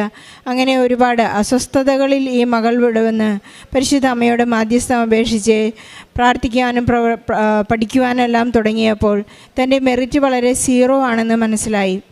ചിക്കൻ ബോക്സിൻ്റെയും കുടുംബത്തിൻ്റെ ഉത്തരവാദിത്വത്തിൻ്റെ അസ്വസ്ഥതകളിലെല്ലാം പെട്ട് ഇതെനിക്ക് കംപ്ലീറ്റ് ചെയ്യാൻ സാധിക്കുമോ, എൻ്റെ ഒരു ആഗ്രഹം പൂർത്തീകരിക്കുമോ എന്നെല്ലാം വലിയ സംശയത്തിലാണ്. എന്നാലും പ്രത്യാശ കൈവിടാതെ ഈ മകൾ വളരെ സന്തോഷത്തോടുകൂടി ഉടമ്പടി ജീവിക്കാൻ തുടങ്ങിയപ്പോഴാണ് പരിശുദ്ധ അമ്മയുടെ മധ്യസ്ഥതയിൽ ഈ മകൾക്ക് വളരെ പെട്ടെന്ന് തൻ്റെ എല്ലാ കാര്യങ്ങളും ഈശോ പ്രത്യേകിച്ച് പ്രവർത്തിച്ചു കൊടുക്കാനായി, അത്ഭുതങ്ങൾ പ്രവർത്തിക്കാനായി തുടങ്ങിയത് നമുക്ക് മനസ്സിലാക്കാം. ബഹുമാനപ്പെട്ട ജോസഫ് അച്ഛൻ്റെ കൈവെപ്പ് ശുശ്രൂഷ സ്വീകരിച്ച അപ്പോൾ തുടങ്ങി കാര്യങ്ങളെല്ലാം വളരെ പെട്ടെന്നായിരുന്നുവെന്ന് ഈ മകൾ ഏറ്റുപറയുകയുണ്ടായി. നമുക്കറിയാവുന്നതുപോലെ ബഹുമാനപ്പെട്ട ജോസഫ് അച്ഛൻ്റെ കൈവെപ്പ് ശുശ്രൂഷ സ്വീകരിച്ചു കഴിഞ്ഞാൽ നമുക്കറിയാം നമ്മെ തൊടുന്നത് ഈശോ തന്നെയാണ്. അച്ഛൻ്റെ ആ വലിയ ത്യാഗജീവിതത്തിലൂടെ നമുക്ക് ലഭിക്കുന്ന ആ ഒരു കൈവെപ്പ് അത് ഈശോ തന്നെയാണ്. പരിശുദ്ധ അമ്മ നമുക്ക് വേണ്ടി മാധ്യസ്ഥം അപേക്ഷിക്കുമ്പോൾ നമ്മുടെ ഉടമ്പടി ജീവിതത്തിൻ്റെ എത്രമാത്രം വിശ്വസ്തതയുണ്ടോ ആ വിശ്വസ്തതയിലാണ് പരിശുദ്ധ അമ്മ നമുക്ക് വേണ്ടി ഈശോയോട് മാധ്യസ്ഥം അപേക്ഷിക്കുന്നത്. ഈശോ അച്ഛൻ്റെ കൈകളിലൂടെ ഈശോ നമ്മെ തൊടുന്നത്. അതിലൂടെയാണ് ഈ മകൾക്ക് വളരെയധികം ഒരു 60 ദിവസത്തിൻ്റെ വർക്കിംഗ് ഡേയ്സ് വളരെ പെട്ടെന്ന് എക്സ്പീരിയൻസ് സർട്ടിഫിക്കറ്റ് കിട്ടുവാനും വിസ വളരെ പെട്ടെന്ന് കയ്യിൽ കിട്ടുവാനുമെല്ലാം സമയച്ചുരുക്കത്തിൻ്റെ അമ്മ ഈ മകളെ അനുഗ്രഹിച്ചതായി മകൾ പറയുന്നു. ഓരോ പ്രാവശ്യവും ഉടമ്പടി നേർച്ച വസ്തുക്കളുടെ ഉപയോഗം വിശ്വാസ പ്രമാണം ചൊല്ലിക്കൊണ്ട് വിശ്വാസ പ്രഖ്യാപനം നടത്തിക്കൊണ്ട് ഓരോ പ്രാവശ്യവും ഇവിടെ നിന്ന് ലഭിക്കുന്ന കൃപാസനം പത്രങ്ങൾ മറ്റുള്ളവർക്ക് ഈശോയെക്കുറിച്ചും പരിശുദ്ധ അമ്മയെക്കുറിച്ചും പറഞ്ഞ് സംസാരിച്ച് വിശ്വാസ പ്രഖ്യാപനം നടത്തിക്കൊണ്ട് കൈമാറുമ്പോഴെല്ലാം, ക്രിസ്തു കൈമാറ്റം നടത്തുമ്പോഴെല്ലാം ക്രിസ്തു തന്നെ സോബിയിൽ രൂപപ്പെടുന്നത് ഈ മകൾ അറിയാതെ തന്നെ രൂപപ്പെടുന്നത് ഈ മകൾ അറിയുന്നുണ്ടായിരുന്നു, അനുഭവിക്കുന്നുണ്ടായിരുന്നു. നമുക്ക് മനസ്സിലാക്കിയെടുക്കേണ്ട ഒരു കാര്യം, ഭൗതിക അനുഗ്രഹങ്ങളെക്കാൾ കൂടുതൽ നമുക്കറിഞ്ഞിരിക്കേണ്ടത് ഞാൻ ദൈവസ്നേഹത്തിൽ വളരുന്നുണ്ടോ എന്നുള്ള ഒരു മാറ്റുരച്ചു നോക്കലാണ്. ദൈവസ്നേഹം അനുഭവിക്കുവാനും ആ സ്നേഹം മറ്റുള്ളവർക്ക് പകർന്നു കൊടുക്കുവാനും അത് മറ്റുള്ളവർക്ക് കാണാൻ സാധിക്കുന്നുണ്ടോ എന്നെല്ലാമാണ് ഉടമ്പടി ജീവിതത്തിലൂടെ നമുക്ക് വായിച്ചെടുക്കേണ്ടത്. ഈശോയോടൊപ്പം എനിക്ക് ജീവിക്കണം, അല്ലെങ്കിൽ എനിക്ക് നടക്കണം, എൻ്റെ തുടർന്നുള്ള എല്ലാ ജീവിതവും ഈശോയും മാതാവും കൂടെ ഉണ്ടായിരിക്കുമെന്നുള്ളൊരു നിലപാടാണ്, ഒരു നിഷ്പക്ഷ നിലപാട് ഓരോരുത്തർക്കും എടുക്കാൻ സാധിക്കുമ്പോൾ നമ്മുടെ ഉടമ്പടി ജീവിതം വളരെ അന്വർത്ഥമായി എന്ന് നമുക്ക് മനസ്സിലാക്കാം. ഞാനൊരു യോനയാണോ, ഞാനൊരു ജോബാണോ, എനിക്ക് എല്ലാം ദൈവം തന്നു, എനിക്ക് ഏതെങ്കിലും സമയത്ത് എന്തെങ്കിലും നഷ്ടപ്പെടുന്നുണ്ടെങ്കിൽ അതെല്ലാം ദൈവം തന്നു, ദൈവം എടുത്തു, ദൈവത്തിൻ്റെ നാമം വാഴ്ത്തപ്പെട്ടവനാകട്ടെ എന്നാണോ ഞാൻ പറയുന്നത്? യോനയെ പോലെ ഈ ഒരു ചെടി വളർന്നു വന്നു, എനിക്ക് തണലേകി, അത് വളരെ പെട്ടെന്ന് ഉണങ്ങിപ്പോയി. ഇതിലേതാണ് എൻ്റെ അവസ്ഥ എന്നെല്ലാം നമുക്ക് ചിന്തിച്ചെടുക്കാനുള്ളൊരു വലിയ സമയം കൂടിയാണ്. നമുക്ക് ഈശോയ്ക്കും പരിശുദ്ധ അമ്മയ്ക്കും നന്ദി പറയാം. സോബിക്കും കുടുംബത്തിനും ലഭിച്ച എല്ലാ അനുഗ്രഹങ്ങൾക്കും നന്ദി പറയുന്നതോടൊപ്പം നമ്മുടെ എല്ലാ ജീവിത വ്യഗ്രതകളെയും സങ്കടങ്ങളെയും നന്ദി. അമ്മേ, ഈ ആലയത്തിലേക്ക് ഞങ്ങളെ കടന്നു വരാൻ അനുവദിച്ചതിനും അമ്മയുടെ മുമ്പിൽ സാക്ഷ്യം പറയാൻ നിർത്തിയതിനെ ഓർത്ത് ഞങ്ങൾ നന്ദി പറയുന്നു. 2018 എൻ്റെ ഹസ്ബൻഡ് ഉടമ്പടി എടുത്തത്. അത് കോവിഡൊക്കെ വന്ന ആ ടൈമിൽ മുടങ്ങിപ്പോയായിരുന്നു. ഞാൻ 2023 ഞങ്ങൾ രണ്ടുപേരും വീണ്ടും ഉടമ്പടി എടുത്തു. എൻ്റെ പേര് ഷൈനി മാർട്ടിൻ, ഹസ്ബൻഡിൻ്റെ പേര് മാർട്ടിൻ. ഞങ്ങൾ പായിപ്പാട് ഹരിപ്പാടുള്ളതാണ്. ഞാൻ ഉടമ്പടി എടുത്തപ്പോൾ നിയോഗം വെച്ചിരുന്ന ഒരുപാട് ഞങ്ങൾ ഒരു ബേക്കറി നടത്തിയിരുന്നു. ബേക്കറി മൊത്തം പൊട്ടി, കടബാധ്യതയാൽ ഞങ്ങൾക്ക് നിൽക്കാൻ പോലും പറ്റാത്ത ഒരവസ്ഥ. താമസിച്ചിരുന്ന വീടും പറമ്പും ഞങ്ങൾ വാടകയ്ക്ക് കൊടുത്തു. അതിൻ്റെ അഡ്വാൻസ് വാങ്ങി ആ പൈസയെല്ലാം നഷ്ടപ്പെട്ടു പോയി. അതിനുശേഷം ലോൺ ഉണ്ടായിരുന്നു, ജപ്തി ഭീഷണിയായി. അങ്ങനെ ഒരു തരത്തിലും നിൽക്കാൻ പറ്റാത്ത അവസ്ഥയിലാണ് ഞങ്ങൾ കൃപാസനത്തിലേക്ക് കടന്നു വരുന്നതും ഉടമ്പടി എടുക്കുന്നതും. ഒരു മുറിയിൽ താമസിച്ച് കടക്കാരെ കൊണ്ട് ഭയപ്പെട്ട് അവരുടെ മുമ്പിലേക്ക് പുറത്തിറങ്ങാൻ പറ്റാത്ത അവസ്ഥയിൽ ഞങ്ങൾ ആ ഒരു മുറിയിൽ ഒതുങ്ങിക്കൂടി ഇരിക്കുകയായിരുന്നു. ഞങ്ങൾ വീട് ഒരു ഹോസ്പിറ്റലിനാണ് വാടക കൊടുത്തത്. എന്നിട്ട് ഇവിടെ വന്നു. പുറത്തിറങ്ങാൻ പറ്റാത്ത അവസ്ഥയിൽ ഉടമ്പടി എടുത്ത നിയോഗം വെച്ച് ആദ്യത്തെ നിയോഗമായിരുന്ന അമ്മേ, ഞങ്ങൾക്ക് താമസിക്കാൻ ഒരുപാട് ബുദ്ധിമുട്ടുണ്ട്. ഈ ഒരു മുറിയിൽ ഞങ്ങൾ രണ്ടുപേരും മാത്രമേ ഉള്ളൂ. പിള്ളേർ മക്കൾ പഠനത്തിനായിട്ട് പുറത്തായിരിക്കും. അവർ ലീവിന് വരുമ്പോഴൊക്കെ ഒത്തിരി ബുദ്ധിമുട്ടാണ്. അപ്പം അമ്മേ, താമസിക്കാനുള്ള വീട് തിരിച്ചെടുക്കുവാനായിട്ട് അമ്മേ ഞങ്ങളെ അനുഗ്രഹിക്കണേ എന്ന് ഉടമ്പടി നിയോഗം വെച്ചിരുന്നു. 2024 അവർക്ക് കൊടുക്കാനുള്ള പൈസ, അഡ്വാൻസ് വാങ്ങിച്ച പൈസ തിരിച്ചു കൊടുത്ത് അമ്മ ഞങ്ങളെ അനുഗ്രഹിച്ചു. ആ സമയത്ത് ഞങ്ങൾക്ക് യാതൊരുവിധ ജോലിയോ മറ്റ് മാർഗങ്ങളോ ഒന്നും ഇല്ലാത്ത അവസ്ഥയിലാണ് അമ്മ ഞങ്ങളെ ആ വീട് തിരിച്ച് ഞങ്ങളെ നൽകി അനുഗ്രഹിച്ചത്. അതേപോലെ ജപ്തി വന്നു. ഇവിടെ അച്ഛൻ്റെ അടുത്ത് അച്ഛനെ കാണാൻ വന്നപ്പോൾ അച്ഛൻ പറഞ്ഞു, പേടിക്കണ്ട, ജപ്തി ഒഴിവാക്കിയിട്ടുണ്ടെന്ന് അച്ഛൻ പറഞ്ഞു. തിരിച്ച് ഞങ്ങൾ വീട്ടിൽ പോയി. ഈ 2025 ഡിസംബറിൽ അതിൻ്റെ പൈസ കൊടുത്ത് ജപ്തിയിൽ നിന്ന് വീട് ഒഴിവായി. ആധാരം ഞങ്ങൾക്ക് തിരിച്ച് ഈശോ നൽകി അനുഗ്രഹിച്ചു. അതിന് ഈശോയ്ക്കും നന്ദി, അമ്മ മാതാവിനും നന്ദി. അതേപോലെ ഞാൻ വർഷങ്ങൾ കൊണ്ട് തളർന്നു പോയ അവസ്ഥയായിരുന്നു. കോളറിട്ടുകൊണ്ടാണ് ഞാൻ ഈ ആലയത്തിലേക്ക് കടന്നു വന്നിരുന്നത്. എനിക്ക് യാത്ര ചെയ്യുമ്പോഴൊക്കെ കോളറില്ലാതെ നടക്കാൻ പറ്റില്ല. ആ അവസ്ഥയിൽ ഞാനിവിടെ വന്നു. അച്ഛനെ കണ്ടപ്പോഴും ഞാനും കൂടെ കയറി. പക്ഷെ അച്ഛനോട് ഞാൻ ചോദിക്കണമെന്ന് പറഞ്ഞത് എൻ്റെ കോളറിൻ്റെ കാര്യം, എൻ്റെ പെടൽ അച്ഛനോട് പറയണം. ആ ആവശ്യം ഞാൻ ഈശോയുടെ അടുത്ത് പറയാൻ അച്ഛനെ ഏൽപ്പിക്കണമെന്ന് പറഞ്ഞാൽ വന്നത്. പക്ഷേ അച്ഛൻ വന്ന് കയ്യോ പ്രാർത്ഥന വന്നപ്പോഴേക്കും ഞാൻ അത് മറന്നുപോയി. എന്നാലും എൻ്റെ ഈശോ, അച്ഛൻ ആ സമയം എൻ്റെ പ്രാർത്ഥന കേട്ടു. ഈശോ, ഞാൻ തൈലം പുരട്ടുമായിരുന്നു, ഉടമ്പടി തൈലം ഞാൻ ഉപയോഗിക്കുമായിരുന്നു. ഇപ്പോൾ ഞാൻ 1 മാസമായിട്ട് എൻ്റെ കഴുത്തിൽ കോളറില്ലാതെയാണ് എല്ലാ ജോലിയും ചെയ്യും. എനിക്ക് യാതൊരു ബുദ്ധിമുട്ടും ഇതുവരെയായിട്ടും അനുഭവപ്പെടുന്നില്ല. ഞാൻ ഇപ്പോൾ അവിടെ നിന്ന് ഇവിടത്തോളം വന്നതും കോളറില്ലാതെ എങ്ങനെ ഞങ്ങൾ ഒത്തിരി യാത്ര ചെയ്യും. ഓരോ വ്യക്തികളെയും കണ്ട് അവരോട് വചനം പറയാനും അവരെ കാണാനും ഒക്കെ ഞങ്ങൾ ഒത്തിരി യാത്ര ചെയ്യുന്നുണ്ട്. അപ്പോൾ ആ ഒരു അവസ്ഥയിൽ ഇപ്പോൾ ഞങ്ങൾക്ക് കോളറൊന്നും ഇല്ലാതെ ഈശോ അതിന് ഞങ്ങളെ അനുഗ്രഹിച്ചു. അതേപോലെ ഞങ്ങൾക്ക് ഒരു ചെറിയൊരു ഞങ്ങളുടെ ബേക്കറി ആയിരുന്നു, ബേക്കറി നഷ്ടപ്പെട്ടു പോയായിരുന്നു. അപ്പോൾ ഇപ്പോൾ കടകൾക്ക് എണ്ണക്കടികൾ ഉണ്ടാക്കി കൊടുക്കുന്ന ഒരു ചെറിയ പരിപാടി നടത്തുന്നുണ്ടായിരുന്നു. ആ എണ്ണ തിളച്ചുകൊണ്ടിരിക്കുന്ന എണ്ണയിൽ അന്ന് ഞാനും എൻ്റെ അമ്മ 92 വയസ്സുള്ള എൻ്റെ അമ്മയും മാത്രമേ വീട്ടിലുള്ളൂ. ആ എണ്ണ എൻ്റെ കയ്യിലേക്ക് മറിഞ്ഞു വീണ് മൊത്തത്തിൽ എൻ്റെ കൈ പൊള്ളി. അപ്പം ഞാൻ ഈശോയോട് പറഞ്ഞു, അമ്മ, എൻ്റെ കയ്യിൽ എനിക്ക് ആശുപത്രി പോകാൻ യാതൊരു മാർഗ്ഗവും ഇല്ല, എനിക്ക് ഷുഗർ ഉള്ളതാണ്, അമ്മേ കാത്തുകൊള്ളണേന്ന് പറഞ്ഞ് ഉടമ്പടി തൈലം കയ്യിലൊഴിച്ചു. എൻ്റെ കയ്യിൽ നിങ്ങൾക്ക് കാണാം, എൻ്റെ കയ്യിൽ യാതൊരു പൊള്ളലും ഇല്ലാതെ അമ്മ എൻ്റെ കൈ സൗഖ്യം നൽകി അനുഗ്രഹിച്ചു. ഒരു ചെറിയൊരു പാട് മാത്രമേ ഉള്ളൂ. ഞാൻ ഹോസ്പിറ്റലിൽ പോയില്ല, അതിനുവേണ്ടി യാതൊരു മരുന്നും കഴിച്ചില്ല. അമ്മ എന്നെ സൗഖ്യപ്പെടുത്തി. അതേപോലെ ഈശോ ഞങ്ങൾക്ക് ഇവിടെ ഉടമ്പടി നിയമം വെച്ചിരുന്നു, ഉപജീവനത്തിനായിട്ട് ഒരു വാഹനം നൽകി അനുഗ്രഹിക്കണേന്ന്. അപ്പോൾ ഞാൻ വണ്ടി ഓടിക്കുക, അങ്ങനെ ഒരു വാഹനം നൽകി അനുഗ്രഹിക്കണേന്ന് പ്രാർത്ഥിച്ചു. അപ്പോൾ ഈശോ ഞങ്ങൾക്ക് 8 സീറ്റുള്ള ഒരു വാഹനം തന്നെ നൽകി അനുഗ്രഹിച്ചു. കുർബാനയ്ക്ക് പോകാൻ കടികളുണ്ടാക്കുന്ന അത് വളരെ ബുദ്ധിമുട്ടായിരുന്നു. രാവിലെ നിത്യപൂജ കുർബാനയ്ക്ക് പോകാനായിട്ട് വളരെ തടസ്സമായിരുന്നു. രാവിലെ എല്ലാ കടകളിലും നേരത്തെ സാധനങ്ങൾ എത്തിക്കണം.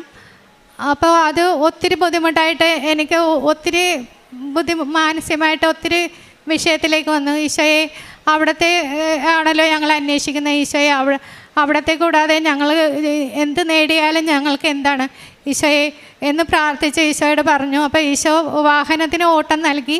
അപ്പോൾ ഞങ്ങൾ ഈ കുർബാനയ്ക്ക് പോകാൻ വേണ്ടി ആ കടികളുണ്ടാക്കുന്ന ഉപേക്ഷിച്ചു. ആ ബിസിനസ് അതിൽ ഞങ്ങൾ ഉപേക്ഷിച്ചു. ഇപ്പോൾ ഒരു സർവത്തിൻ്റെ കടയ അതാവുമ്പോൾ പള്ളിയിൽ പോകാനും പ്രാർത്ഥനയ്ക്കും മറ്റ് യാതൊരു തടസ്സം, എവിടെ പോകാനും ഒരു തടസ്സമില്ലാത്ത രീതിയിൽ ഈശോ ഞങ്ങളെ അനുഗ്രഹിച്ചു.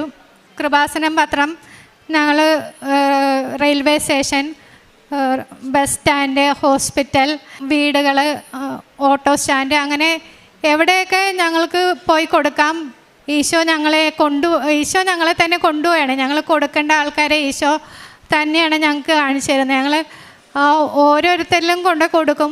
വീട്ടിൽ വരുമ്പോഴേക്കും ഈശോയെ ഞങ്ങൾ പത്രം കൊടുത്ത ഓരോ മക്കളുടെയും ഓരോ ആവശ്യങ്ങൾ ഈശോയെ അവിടെ നിന്ന് കരുണയയക്കണേന്ന് പ്രാർത്ഥിച്ചുകൊണ്ടാണ് കൊടുക്കുന്നതും.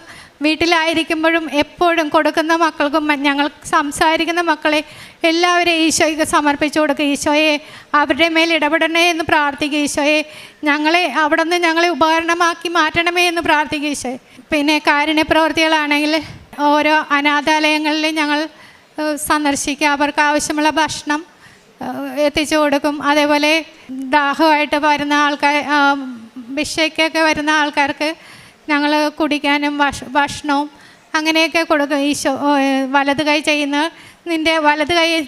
ഇടത് കൈ അറിയാതിരിക്കട്ടെ എന്നാണ് ഈശോ പറയുന്നത്. അപ്പോൾ ഇത് മറ്റുള്ളവർക്കൊരു സാക്ഷ്യത്തിന് വേണ്ടി മാത്രമാണ് ഞാനിത് ഇവിടെ വെളിപ്പെടുത്തുന്നത്. എനിക്കിത് മറ്റുള്ളവരുടെ മുമ്പിൽ പറയാനായിട്ട് ഒട്ടും ഇഷ്ടമില്ലാത്ത കാര്യമാണ്. എന്നാലും മറ്റുള്ളവർക്ക് ഒരു സാക്ഷ്യമാകട്ടെ എന്ന് വിചാരിച്ച് മാത്രമാണ് ഞാനിത് നിങ്ങളുടെ മുമ്പിൽ ഇത് പറയുന്നത്. അച്ഛൻ്റെ എല്ലാ ദിവസവും ഡെയിലി ബ്രെഡ് ഞങ്ങൾ രണ്ടുപേരും പങ്കെടുക്കും. മക്കൾക്ക് അത് ഓൺലൈൻ അയച്ചു കൊടുക്കും. മറ്റ് എല്ലാവർക്കും ഞങ്ങൾക്ക് പരിചയമുള്ള വാട്സാപ്പിലൂടെ എല്ലാ മക്കൾക്കും പരിചയക്കാർക്കൊക്കെ അയച്ച് കൊടുക്കും. എല്ലാ ചൊവ്വാഴ്ചത്തെ ധ്യാനം അങ്ങനെ അതെല്ലാം ഞങ്ങൾ ഓൺലൈനിലൂടെ എല്ലാവർക്കും പങ്കുവെക്കും. പിന്നെ ഇനിയുള്ള ജീവിതം മുഴുവൻ നിത്യതയിൽ എത്തുവോളം ഈശോയെ അവിടുത്തെ ഉടമ്പടിയിൽ ജീവിക്കാനും ഉടമ്പടിയിൽ വളരുവാനും ഈശോയെ ഞങ്ങളെ അനുഗ്രഹിക്കണമെന്ന് ഓരോ നിമിഷവും ഞങ്ങൾ പ്രാർത്ഥിക്കുന്നു. ഈശോ അവിടുത്തെ പരിശുദ്ധാത്മാവും നൽകി ഞങ്ങളെ അനുഗ്രഹിക്കണമെന്ന് പ്രാർത്ഥിക്കുന്നു. യേശുവിനും അവിടുത്തെ പരിശുദ്ധ മാതാവിനും നന്ദി അർപ്പിക്കുന്നു. ഇന്ന് ഈ നിമിഷം വരെ എനിക്കും എൻ്റെ കുടുംബത്തിനും ചെയ്തു തന്ന എല്ലാ കാര്യങ്ങൾക്കും പിതാവേ അങ്ങേ തിരുമുമ്പിൽ ഞങ്ങളെ തന്നെ സമർപ്പിച്ചുകൊണ്ട് ഞങ്ങളുടെ നന്ദി അർപ്പിക്കുന്നു. 145 സങ്കീർത്തനം 18 തിരുവചനം. തന്നെ വിളിച്ചപേക്ഷിക്കുന്നവർക്ക്, ഹൃദയപരമാർത്ഥതയോടെ വിളിച്ചപേക്ഷിക്കുന്നവർക്ക് കർത്താവ് സമീപസ്ഥനാണ്. ഷൈനി മാർട്ടിൻ എന്ന അവരുടെ വലിയ പ്രത്യക്ഷീകരണ സാക്ഷ്യമാണ് ഇവിടെ ഏറ്റുപറഞ്ഞത്. സമയച്ചുരുക്കത്തിൻ്റെ അമ്മ അവരുടെ ജീവിതഭാരം, ജീവിത സങ്കടങ്ങൾ, തകർച്ചകൾ, വേവലാതികളെല്ലാം വളരെയധികം ലഘൂകരിച്ച് അവരുടെ ഒപ്പം നടന്ന വലിയ സാക്ഷ്യമാണിത്. മാർട്ടിൻ ഇവിടെ വന്ന് ഉടമ്പടിയെടുത്ത് ഇവരുടെ ഈശോയോടുള്ള സ്നേഹം, ഈശോയോടുള്ള നന്ദി ഒരു തവണ സാക്ഷ്യമേറ്റു പറഞ്ഞതാണ്. ഇവർക്ക് ജപ്തി വന്ന് വീട് ഒഴിഞ്ഞു പോകണം എന്നുള്ള, കട ഒഴിഞ്ഞു പോകണം എന്നുള്ളൊരു വലിയ സാമ്പത്തിക തടസ്സത്തിൽ, സാമ്പത്തിക സങ്കടത്തിൽ ഇവിടെ വന്ന് ഉടമ്പടിയെടുത്ത് ഉടമ്പടി പുതുക്കി പ്രാർത്ഥിച്ച് ബഹുമാനപ്പെട്ട ജോസഫ് അച്ഛനിൽ നിന്നും കൈവെപ്പ് ശുശ്രൂഷ സ്വീകരിച്ചുകൊണ്ടാണ് ഇവിടെ നിന്ന് മടങ്ങിയത്. വളരെ സങ്കടത്തിൻ്റെയും അപമാനത്തിൻ്റെയും ഒരു കാലഘട്ടത്തിൽ ഒരു മുറിയിലേക്ക്, ഒരു വലിയ വീട്ടിൽ നിന്നൊരു മുറിയിലേക്ക് ജീവിതം ഒതുക്കി കൂട്ടാൻ അവർക്ക് ഒരു സാധ്യതയുണ്ടായി. അവിടെ നിന്ന് ഈശോ കരം പിടിച്ചുയർത്തിയതിൻ്റെ വലിയ നന്ദി പ്രകാശനമാണ് അവരിവിടെ ചെയ്തത്. ജപ്തിയിൽ നിന്നുള്ള ഒരു വലിയ മോചനം അവർക്ക് ലഭിച്ചു. അവരുടെ ബിസിനസ്സിൽ അവർക്കൊരു ബേക്കറി ആയിരുന്നു. ആ ബേക്കറി അവർ നിർത്താൻ പിന്നെ പ്ലാൻ ചെയ്തത് അവർക്ക് ദിവ്യബലിയിൽ പങ്കുചേരാനുള്ള സാധ്യത കുറയും, അല്ലെങ്കിൽ അവിടെ പോകാനുള്ള സമയം അവർക്ക് ലഭിക്കില്ല എന്ന് കണ്ടപ്പോൾ പരിശുദ്ധ അമ്മ തന്നെ അവർക്കൊരു മറ്റൊരു ഓപ്ഷൻ കൊടുത്തതാണ്. 8 സീറ്റുള്ള ഒരു വണ്ടി നൽകി അത് വാടകയ്ക്ക് ഓടുന്നതിനുള്ള സൗകര്യങ്ങൾ നൽകി അവരെ ഇന്ന് അനുഗ്രഹിച്ചിരിക്കുകയാണ്. നമ്മുടെ ഒന്ന് നഷ്ടപ്പെടുമ്പോൾ, അല്ലെങ്കിൽ ഒന്നിന് വലിയൊരു കോസിന് വേണ്ടി അവർ ഒന്ന് വേണ്ട എന്ന് വയ്ക്കുമ്പോൾ ഈശോ അവർക്ക് നൽകിയ വലിയൊരു അനുഗ്രഹമാണ് മറ്റൊരു ബിസിനസ് നൽകി അവരെ അനുഗ്രഹിച്ചു.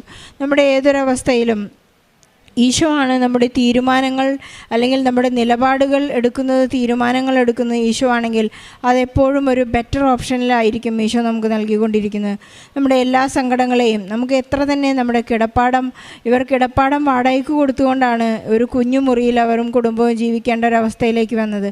ഈ കണ്ണുനീരെല്ലാം ഈശോ കുപ്പിയിൽ ശേഖരിക്കുന്നു എന്നാണ് പറഞ്ഞത്. നിൻ്റെ പേര് എൻ്റെ ഉള്ളംകൈയിൽ എഴുതിയിരിക്കുന്നു, നിൻ്റെ തലമുടി നാര് പോലും കൊഴിയുന്നത് ഞാൻ അറിയുന്നുവെന്ന് അരുളി ചെയ്തിട്ടുള്ള ഈശോ നമ്മുടെ എല്ലാ സങ്കടങ്ങളും ഈ ഉടമ്പടിയിൽ നമ്മുടെ ആ എഗ്രിമെൻ്റ് എത്രത്തോളം തീക്ഷ്ണമാണ്, എത്രത്തോളം തീവ്രതയുള്ളതാണോ അത്രത്തോളം സ്നേഹത്തിലൂടെ നമ്മെ കൊണ്ടു നടക്കും.